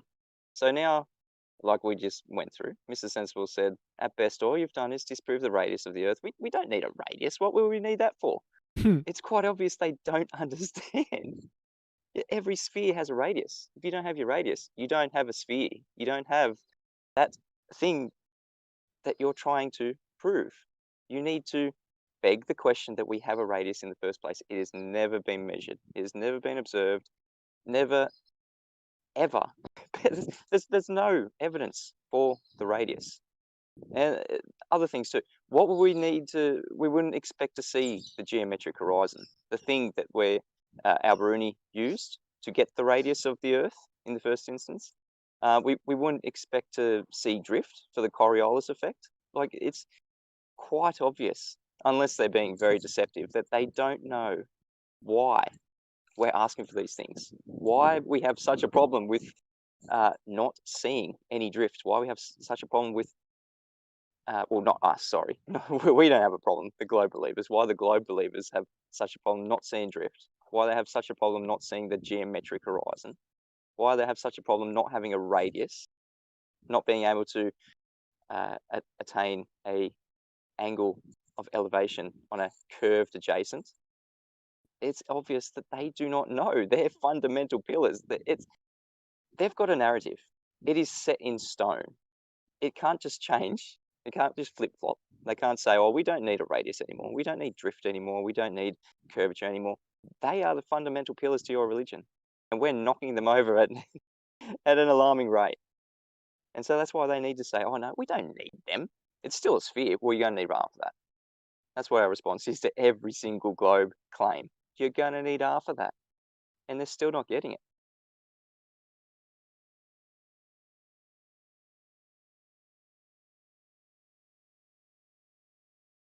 I mean, even with the curved adjacent now, they're saying, when I've been asking globers, do you have a curved adjacent? Can you get an angle of elevation to a curved adjacent? We don't have a curved adjacent. That's ridiculous. Welcome to flat Earth. That's the response. They need a curved adjacent. 90% of them don't even know what the adjacent is. Well, the ones that kind of do catch on, thinking that we need triangles. We don't need triangles, they say. We're not using triangles. Well, what are you doing with the sextant? Are you making a vertex, an angle, at the point of using a sextant, a vertex? Yeah, obviously, you measure an angle. Is there a 90 degree from the star to the surface? Yeah, obviously, it's got a GP point, 90 degree. That's a triangle, globe believers. And it doesn't work on a curved adjacent. So obviously, yeah, you don't have a curved adjacent because it's a flat plane.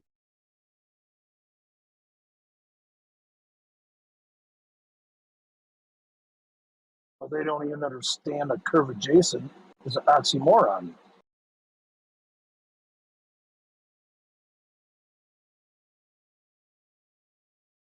Well, some of them might. That's why they're saying, no, we don't have a curved adjacent. We don't use triangles. Welcome to flat Earth. No curved adjacent. No sphere. No curvature. It's flat.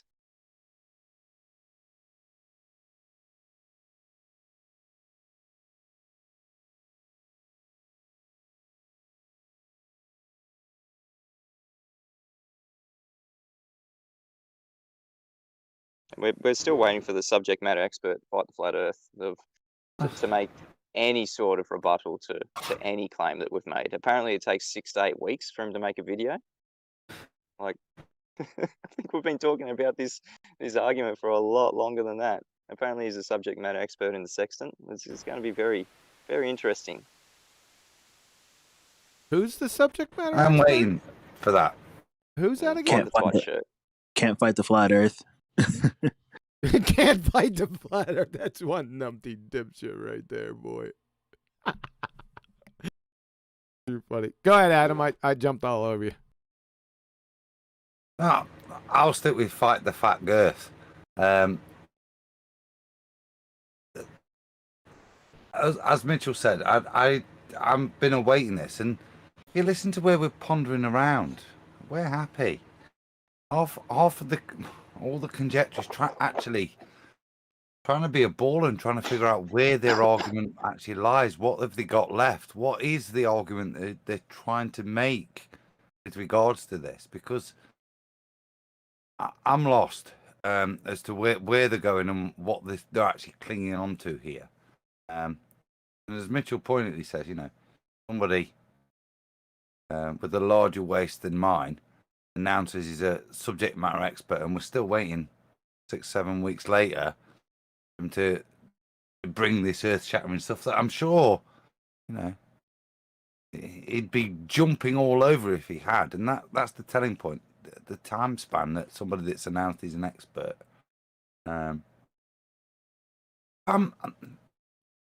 Fundamentally, I'm happy because I say I'm spending my time. have they got an argument? What are the hell they on about? You know what I mean? Because as much as there's still stuff for me to understand and explore with everything, I cannot see what their poignant point is, because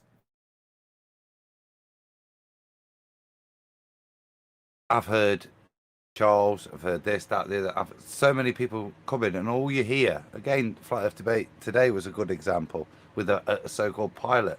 We've got, none of it is backed up, and none of it is supported, or are they able to use any of the stuff we're demonstrating to rebut it or support their side? It just seems waffle, and more importantly, all you get now is obfuscation stuff. You don't even get an addressment of points, and the debates are a good example of that. So yeah, I wait in anticipation of Craig's enlightenment, should we call it?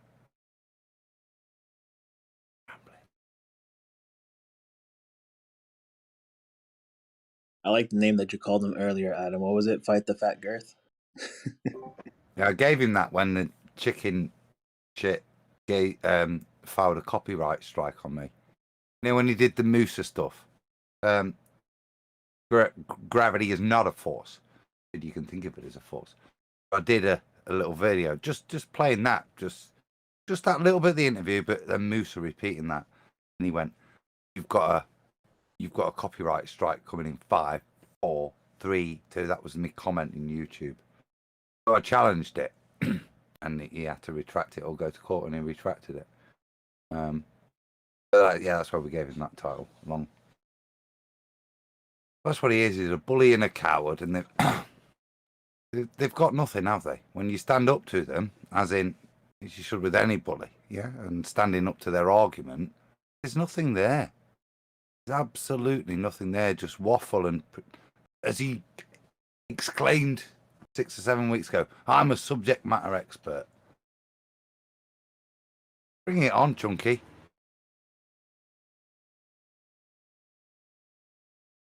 Yeah, like you said, if he was a subject matter expert, if he has some valid claim to make or any rebuttal to what we're saying, you'd think he'd be all over it.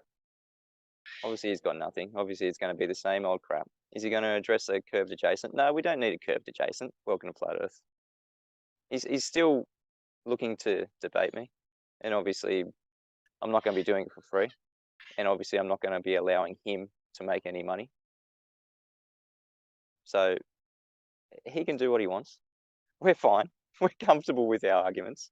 It's obviously them that want to challenge us to debates, try and get us out in the open where we can't, where we get muted and talked over and abused. And when we put the devastating point to them, asking for a curved adjacent, we get talked over and muted.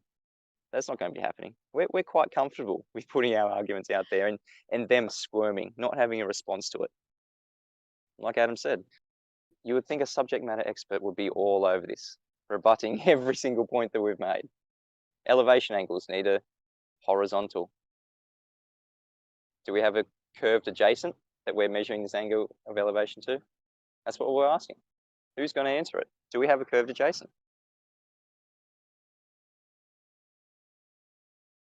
I found the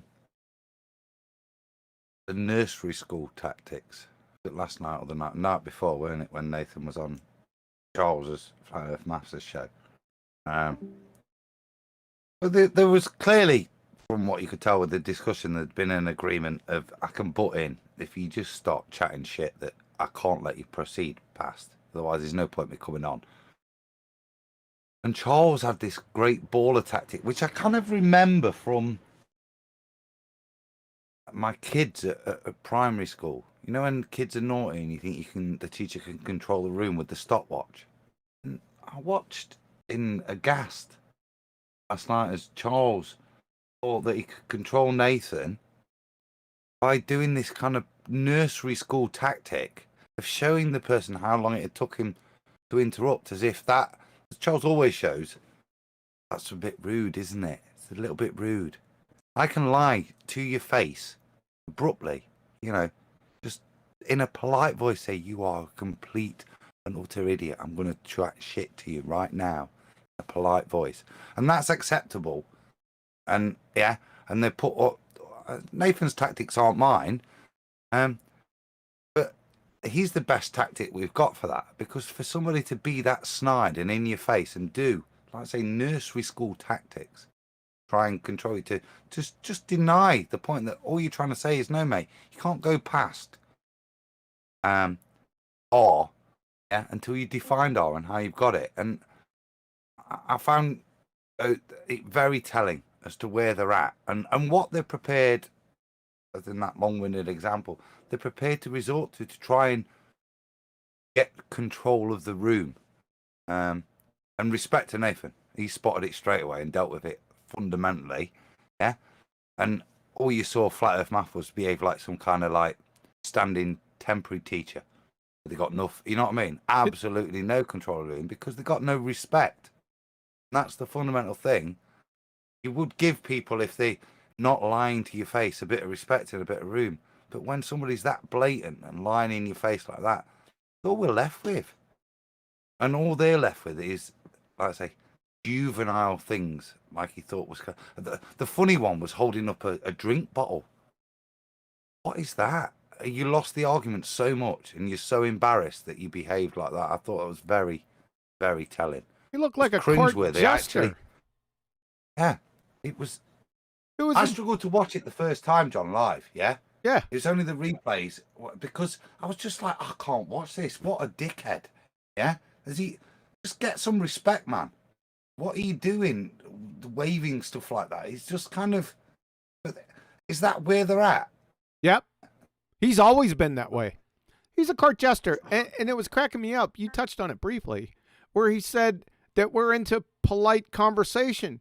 Well, do you think politely lying to me is that kosher to you? As long as you do it politely, right? As long as you piss down my back and tell me it's raining politely, I'm not going to turn around and rip that pathetic little pecker off you. Am I, Charles? Mr. Double-Blind Chemistry Experiment. That performance you had that I don't know what you think or your subscribers think that you did was a belly laugher, sir. I mean, you're an adult? That doesn't surprise me none. I was laughing at you. And embarrassed for you at the same time. Sorry to interrupt, Adam. Go ahead. Sounds juicy. I'll have to watch it. It's a good chew, and for us, first stroke, second, maybe third wavers, yeah? Charles Richard sits in the same category, I would think, as me and Nathan, yeah, you know what I mean? From back, it was very interesting, because Charles has been away for a long time, since a couple of years, I would think, a year or more at least. And for him to come back, you think they'd come back tooled up with something for us to address or deal with. And you go, oh, might have to chew on that for maybe an evening or more to give it a clean rebuttal. But there's nothing there from Charles Flat Earth Math. Yeah, what he came back with, the only thing he had was, can you stop saying I'm a lying bastard loudly? If you could say, Charles, you're a lying bastard in a polite voice, Nathan, yeah, then it would appear he had no issues. It wasn't being called a lying bastard that was the issue. It was being done at a louder volume that I'm using now. And that's no rebuttal to the shape of the reality of which we live on, you know? But that was what was very noticeable. That's, I said, that a Mountain Dew bottle and an egg a digital clock timer. They were the only things he had to keep his side of the debate from just falling apart. I'm willing to bet that that's a psychological retention tactic from early childhood before 7 years old. Kind of like object permanence and all these other ones. They're very apropos to different globe facets. Like the first one was, where they get you in that trust zone about 5, and then they tell you where you live, because that's at 5 years old is where you develop that and usually it's your parents that tell you and which you trust, and your parents offload that trust to the government. So I'm willing to put my money that there's some psychological development cycle that's involved in that too.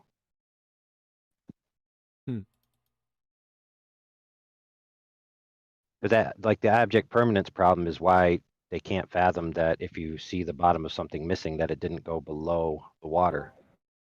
Like it had to. I can't think of any other explanation.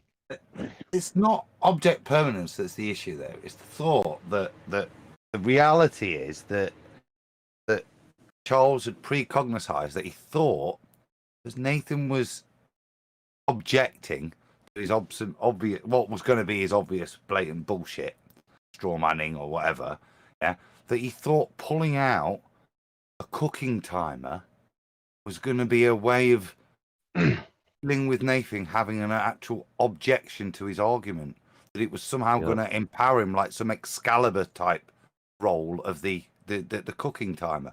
I pull this out and Nathan will no longer challenge my bullshit because it shows it probably worked on his mother when he was young and he was psychologically manipulating his mother. Children do it all the time, where they're like, "Oh, I'm such an idiot," and then the mom gives in, or then they say, "Oh, don't yell at me," and then the mom gives in. I don't want to get Freudian and discuss his childhood or what maybe caused him to make that choice. I just find it very telling that he prior to the debate, he'd got that prepared in readiness, as if he thought it was something that was going to be pertinent and actually help the argument. Yeah, he was already. The reality is, you already knew Nathan was going to have objections because he was going to go ahead and bullshit. So the only way he could try and deal with that, try and prolong his bullshit and obfuscation, was to pull out an egg timer, yeah, and start waving that around. And hopefully that would be the topic of debate as opposed to the nature of the earth. That's all they've got now. Props. Shit. Yeah. What I'm saying is that it's all a psychological web. Like it really is a developmental stunting that the globe model and the industrialized education system does to children.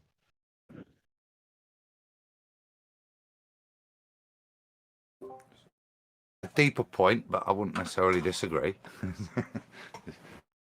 Betty, you still out there? Or you sleeping? Yeah. Uh-huh. Got any business? Yeah, well, I'll listen to the rambling.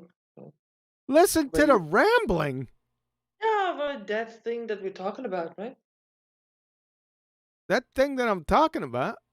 A dead thing that we are talking about. That we are talking about. That's right. Yeah. The globe. It's dead. So, yeah. You're right. You're right, man. mate. It's all we're left with, isn't it? Adam's rumpusing you, Betty. I wasn't rumpusing, I was agreeing. It is. Listen to what we've chatted about. It's just ramblings based on how we describe their flailing bodies, defeated bodies. It is. Sorry. Shut up. I think that's the holdup for Fight the Flat Earth. I think Flat Earth Mass stole his tactic that he was planning to use. So now he's got to think of a new one. All right, Betty, go ahead. The floor is yours. Are you sure? Yes, I'm absolutely positive. I got Unitux for him who says, John, ...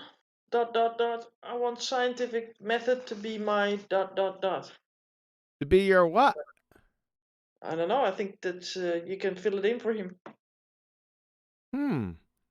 Does he want me to use some creative license? Well, you got enough of that, huh? Was that a backhanded slight? No, I mean that's the armor, right? The scientific method, and your slides are like your ability to name people, and yeah, come up with cute names and cute things. So I think that you can make something up with this sentence. Do you think they're cute names? What names do you think are cute? Maybe I'm spoke too easily on the cute part. Spoke too easily, spoke too quick on the cute part. So you're mischaracterizing your characterization of me. Well, I think you'd rather have me call them cute than something else. Yeah, I guess I rather would. Is that it? What do you think about that sentence? I want the scientific method to be my ... What? All right, John, I want scientific method. It's not scientific method, it's the scientific method. So we have to add something there. So, John, I want the scientific method to be my bitch. How about my armor, right? Yeah, that's the line I was on. But I was going to say, I know the scientific method is my friend. A friend? Yeah, someone I can rely on. It's trustworthy.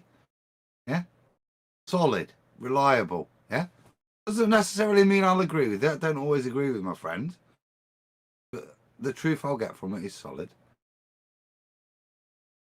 Yep. Well, I think armor would be nice because you can use it as an armor. Because most people scientific method in the correct way.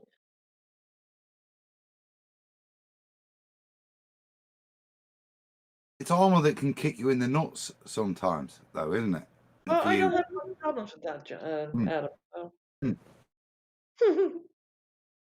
Like a friend. That's why I used a friend. Yeah, because a good friend can kick you in the nuts, and sometimes you need it. First, you have to have nuts to be kicked at. All right, can't do smack that. you in the titties. That's nasty. Well, sometimes you have to do nasty things to friends because you love them, and the scientific method reveals nasty things to you that ruin your paradigm if you are a true friend to it and respect it for what it is. Yeah, but I hate the word titties. What? All right, breasts, boobies, kahunas. There goes the monetization. Montezumas, yeah. Goes for what is it? Monetization? Yeah, that could be. Yeah, but this is the second one, so maybe it won't affect it. Oh, speaking of friends, I got a bone to pick with Adam, I think. Uh-oh. He said you could scale the size of the Earth and then the universe would scale with it. But the path of the sun is fixed, so the equator would shrink around the quote-unquote top of the new bigger ball, and you'd end up with a stereoscopic projection right above the ball. So if you increase the size of the Earth, your whole orbital mechanics in 3D space falls apart. Absolute destruction. You're breaking up, citation police. Citation police? That's his name, citation police. I know who he is, but I call him by his avatar or by his name. So that you thought that you said please. No, I said citation police. Police. See, that's It's also. a genius. It's you're roboting bad, citation. Drop out and pop back in again. That's like Russian radio. Russian radio. Nobody can sort of attest Adam without being like getting by the Discord thing, huh? Sasha, we unmuted you because I seen your message in chat. So go ahead, explain it. First of all, John, you need to understand that the chat is paying. If I add more letters, I will pay more. Yeah, I noticed that. I said, "Oh, damn, he's muted too." I didn't even know that. I didn't even know you were in here. I didn't either. Sorry.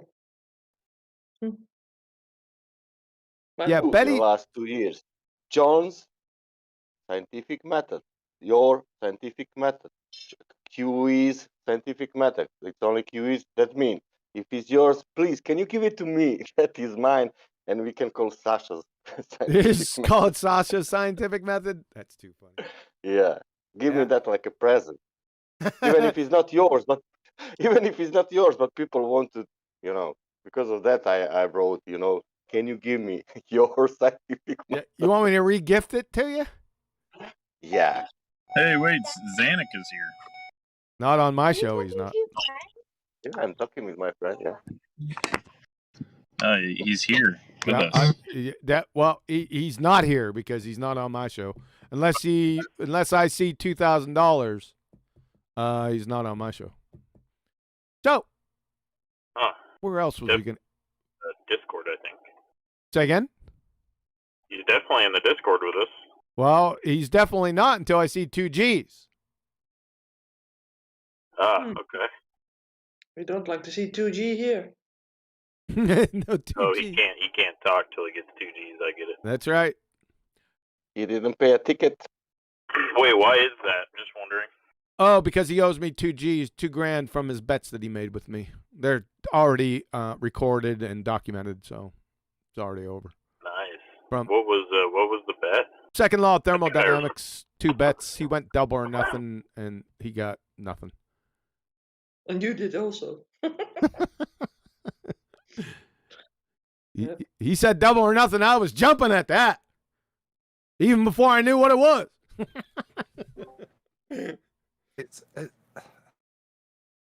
I consider myself a gentleman, John, and it's another one of those things. I'm with you on this because those words come out of your mouth when you make a bet. It's, part of the agreement is with yourself that your word is a bond. It means something, not just to other people to mug them off, but to yourself. Yes. Yeah, so I'm with you on that. Integrity is important in my world. We have no integrity. He has no honor. He's a lying sewer rat piece of shit. So, citation police. Radio check.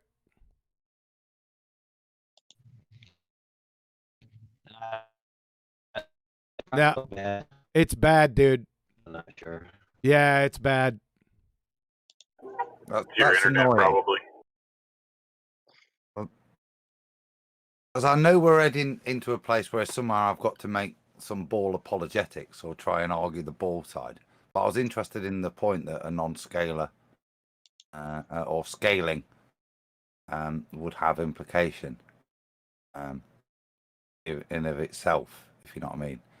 It's quite interesting. So if you get a decent, if it's this week or next, I'd like to hear the point citation, please, because I'm not sure exactly what you're meaning. So if you clarify, if you're back. Casting. It's bad still, man. Go ahead and type it. Yeah. Ballbusters live stream. Ballbusters live stream. Go ahead and type it. Your mic's gone, man. You guys were talking about Zanuck. I got a personal message from him last week. Remember when we were talking about gas pressure and energy? Well, he sent me a message. And I don't know why, but he was talking about the scientific method, which I don't know why he brought that up. But he was basically about how, there is no one scientific method. That's a myth. And any textbook that says that there is, it's a misprint, or it's a flaw. That's deep. All right, guys, let's wrap it on up. John, yes. The thing is in the Ballbusters live stream already. You have to read it out. Say again? Citation Police said something in the Ballbusters live stream earlier on. Oh, he did. Okay. Let me read it out. Okay. Adam, changing the size of the Earth to massive Earth destroys heliocentric assumptions. The universe isn't scalar at the Earth level because the path of the sun is fixed. A huge ball Earth results in the celestial objects circling above a small portion of the large ball. Imagine an 8-ball where the 8-inch circle is the bounds of our known territory. Yeah, I still don't. It's annoying he's not here to converse with.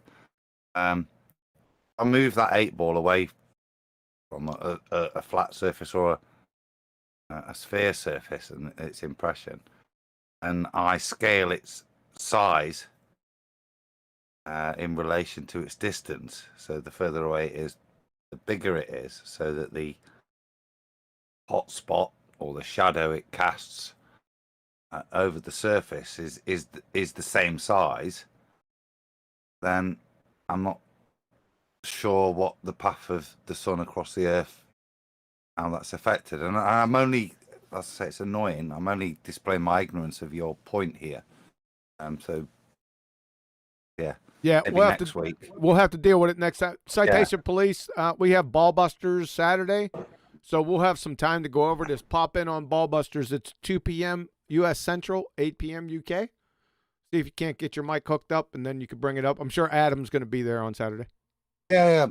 I look forward to it, and like I say, I'm not challenging it. I'm clearly not comprehending the nuance. Yeah, you know what I mean. Yeah. So, all right, let's go down the list. It's time to wrap it up. We've been going for a few hours here. Betty, you got the con. Do I need to go to Citation Police? No. Start with Fiber Oats. Okay. Fiber Oats, I've unmuted you. You want to add something? Say something? Shout out? Just thanks. That's all. I'm learning a lot, and I appreciate it. Thank you. You're welcome. All right. We go to Peaceful Warrior. Yeah. I've unmuted you. Want to add something? I think he just came in. So he's very peaceful. Very peaceful. No warriors at all, I think. We got Sam H. Hi, Sam. Can you speak? Yeah, I can speak. Yeah, there's 5 horizons. That's all I'm gonna say. There's 5 horizons. That's all you have to say, right? 4 of them are invisible, and then you have the apparent one, right? Sorry. Yeah. There's 5.6 horizons. 5.6. Yeah. I got it. Hopefully, most people will get that. Good one. Thank you. All right, we go to Sasha. Unix Thanks for the super chats. Oh, nothing to add. FM pilot.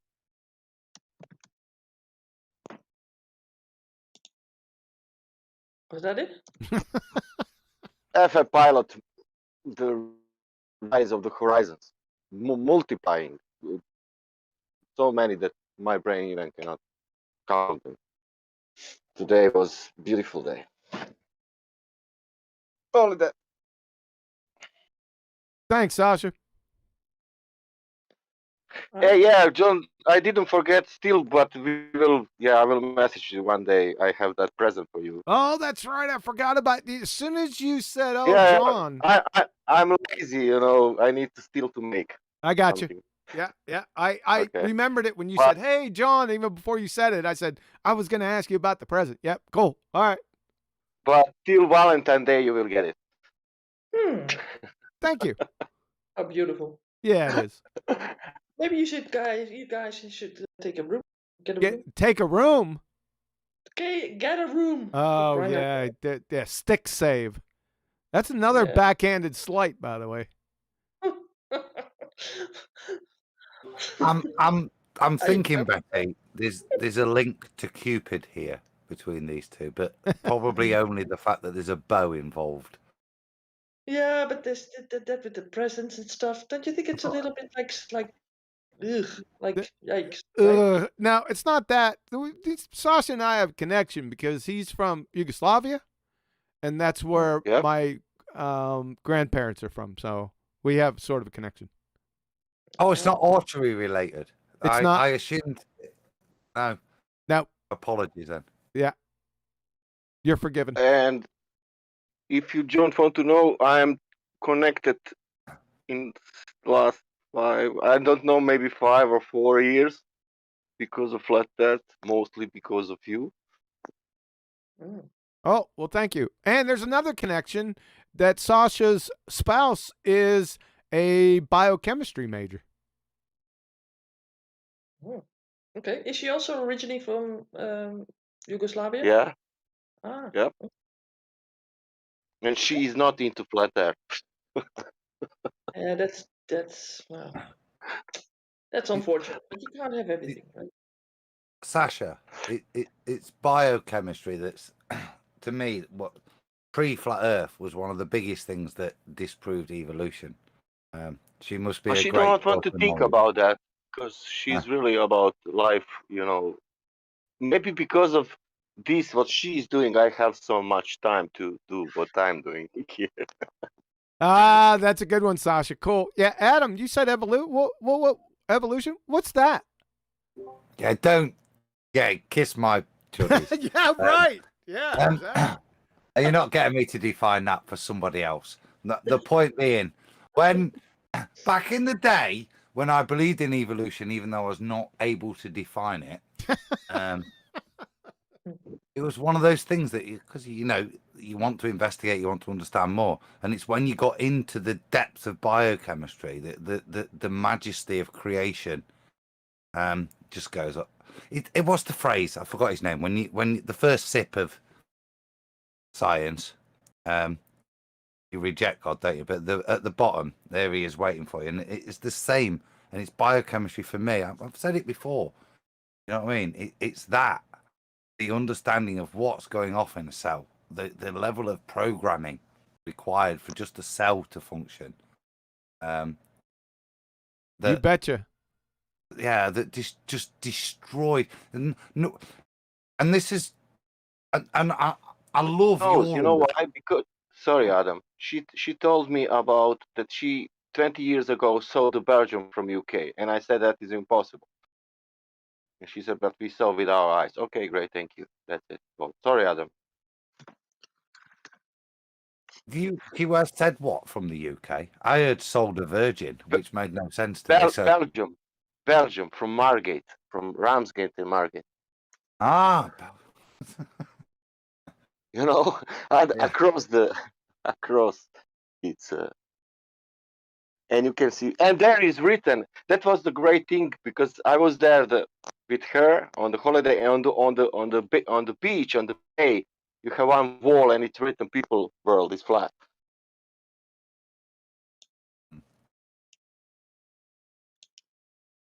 That's awesome. We're gonna need a translator in here, buddy. I'm sorry. I think your roots closer to Yugoslavian than me, right? Yeah, they are, but yeah, I have a difficult time. Oh, se vuoi io ti faccio tutto in italiano se vuoi. Well, I was talking about for Adam. Ah, okay. Yeah. Holy shit. Mi italiano è piccolo. So no, I'll stick. Adam, yes. Where are you living, Adam? In London? Nottingham. Oh fuck! You are here. Near to me. You need to come to try some Balkan food, man. Where are you at? I'm in Coventry, man. Oh, mate, I'll do that. You're right. fucking here. Hook up in Skype. I'll come to Cov. I mean, Coventry is a shithole. I'll admit that. but to meet you, I'll come there. Yeah, it's all right. It's not. We should get Nathan because Nathan's the other side. He's about the same distance. I asked Nathan for 2 years to meet him. Even Nathan, it's more clear. Nathan is like 20 miles to me or something like that. We'll drag him up there for lunch. But we'll take some some nice food. I'm always up for a nice lunch. You know that. So yeah. Yeah, because we spoke about food, man. I have so many new things that you need to try. I'm coming. Well, thank you. Good. Seriously, show over. You guys, take a QR code with you. Oh, I'm trying to get a date here, Betty. Just give me a second. I'm nearly pulled, and you're ruining it. How can you have lunch if you can't go anywhere? Who cares? I can go to Coventry. Yeah, but you can't have lunch in a lunchroom. I'm going to Sasha's restaurant. Yeah. Ah, okay, that's good. I'll smack the room now, huh? Did you say you can't have lunch in a lunchroom? Yeah, without your QR code. Is that kind of like parking on a driveway and driving on a parkway? No, you need a QR code. No. Listen to what she said. Oh, I didn't hear that part. Okay, That's I figured you didn't. If you say that water is curved, you cannot eat. I had to translate for you, Betty. He doesn't understand Dutch. Well, the thing is that nobody seems to nowadays. Let's move on. Please save us. The question is why Whoa. nobody understands Dutch. May I make a comment about the evolution thing? Sure. Yeah. There was a guy. He's a Dutch guy, but he now lives in Switzerland. And his name is Peter Borger. And he says something like we say, oh, Sextant being the proof of the age, right? And he says that the information age, he's talking about the information age, basically.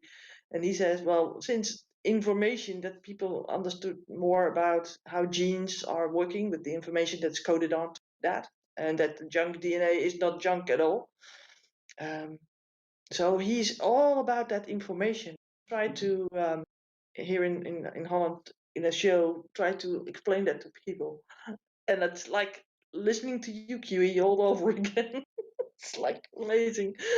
Did he? And people still not really getting it, right? They don't know that the genes are the medium, but the information is like, it's basically a concept of some sort, but you can't grasp it. You can't hold on to it. Did he? Are you saying did he steal my stuff? Well, this guy has published some books for years or so, I think. So How many years? I don't know. He's a scientist for a long time, so he might be even your age. Oh, okay. So, Right. Now, I know in the past I've taken the mick about wanting to go to the Bible. But this is a bit that I was digging for. I think it's I've got it here. I've just typed in Psalms 139. And just give me a second because I just want to read it if I can. Yes. Because I'm sure it talks about, when you talk about those bacteria being able to digest plastic. Mm-hmm. Nylonase. Where are you? Yeah, where are you, little bugger? Somewhere around 14. Let me read it, and then let me just read from 14. I praise you, for I am fearfully and wonderfully made. Wonderful are your works.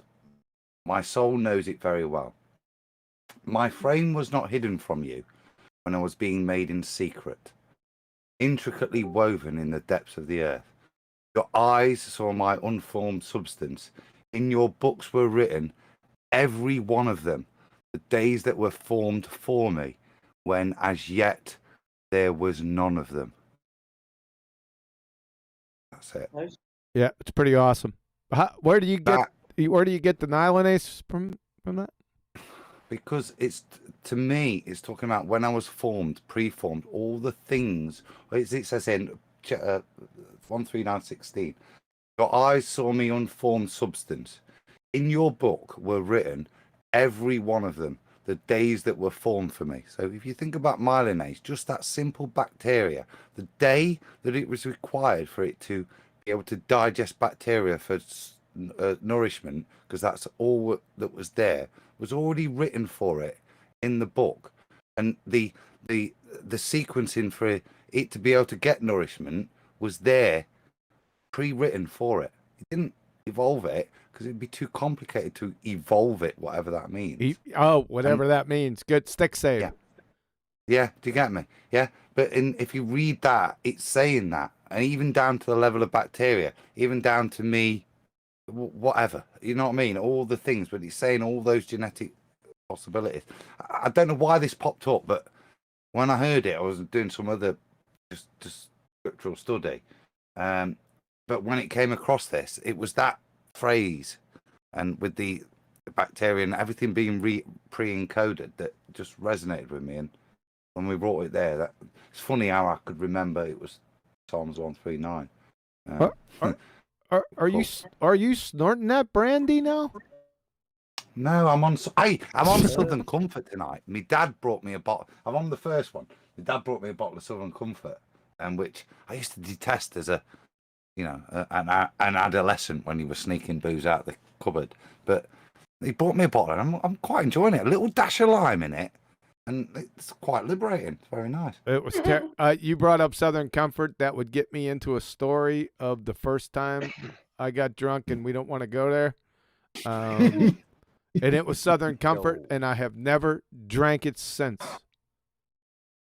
Never, not once. And that's when I was 15 or 15, somewhere in that vicinity. It was pretty bad. It's pretty funny.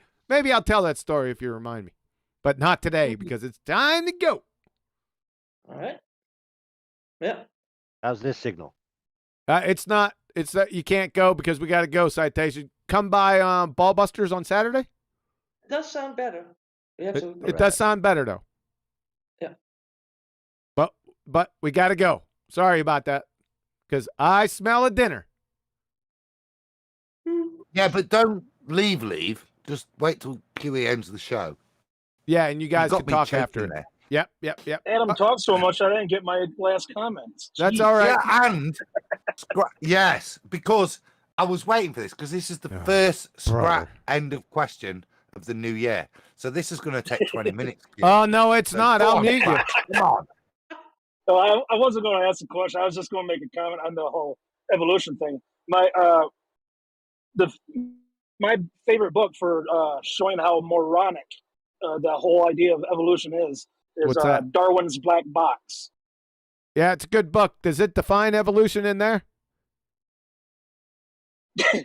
I don't think so. He tries to. I don't think so. If you come up with it before we can talk about that subject in depth, I need to know what the hell it is. So just keep that in mind for our next discussion, but we got to go. Betty, final thoughts. Final thoughts. Well, good show, I think. A little bit too long. Long in the tooth. But but it's okay. Hopefully we can do the show on Thursday for the Bride Oh, of that's Christ. right. Yes. Go ahead. Yeah, is that still That's on the table? That's still go. Okay, so yeah, I want to do a small recap on what I did last time and just continue on from there. It's going to be about birthright and inheritance, being an heir. So I hope that many people will tune in and let me get that presentation out. It's going to be multiple sort of parts, but this part, I think people will enjoy it. I will go over the book, and I think that is a really, really one of the most beautiful books there is in the Bible.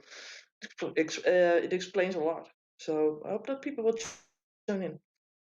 Outstanding. And I want to say happy New Year for that have been listening or listening in later, and I hope that they will continue to tune in for this whole year.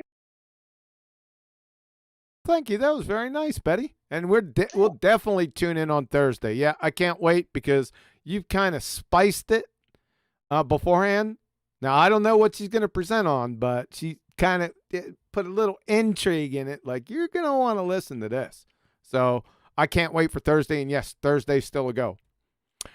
I'd like to thank everyone on the panel. Sorry for the little technical difficulties. I still have some issues I need to resolve, it looks like. From the technical aspect, but the power didn't go out. It was totally on me this time. So I'm going to have to research that a little bit. But other than that, thanks for coming, guys. Ball tards, look out. Look, you're already through. Like I said, we dug you up, and now we're just going to stick daggers in you and laugh at you. Because those elevation angles, you're through. And we're going to be discussing those elevation angles again on Saturday. So if you guys can get together, right, and then come up with some kind of coherent rebuttal, right, we'd sure like to hear it from you. We'll give you the mic and let you go. All right, that'll be Saturday, Ballbusters. So, guys, Happy New Year, happy holidays. Hope everyone's ready to get back to the grindstone. Because it's time to go. Have a good one, guys. Catch you on the flip side.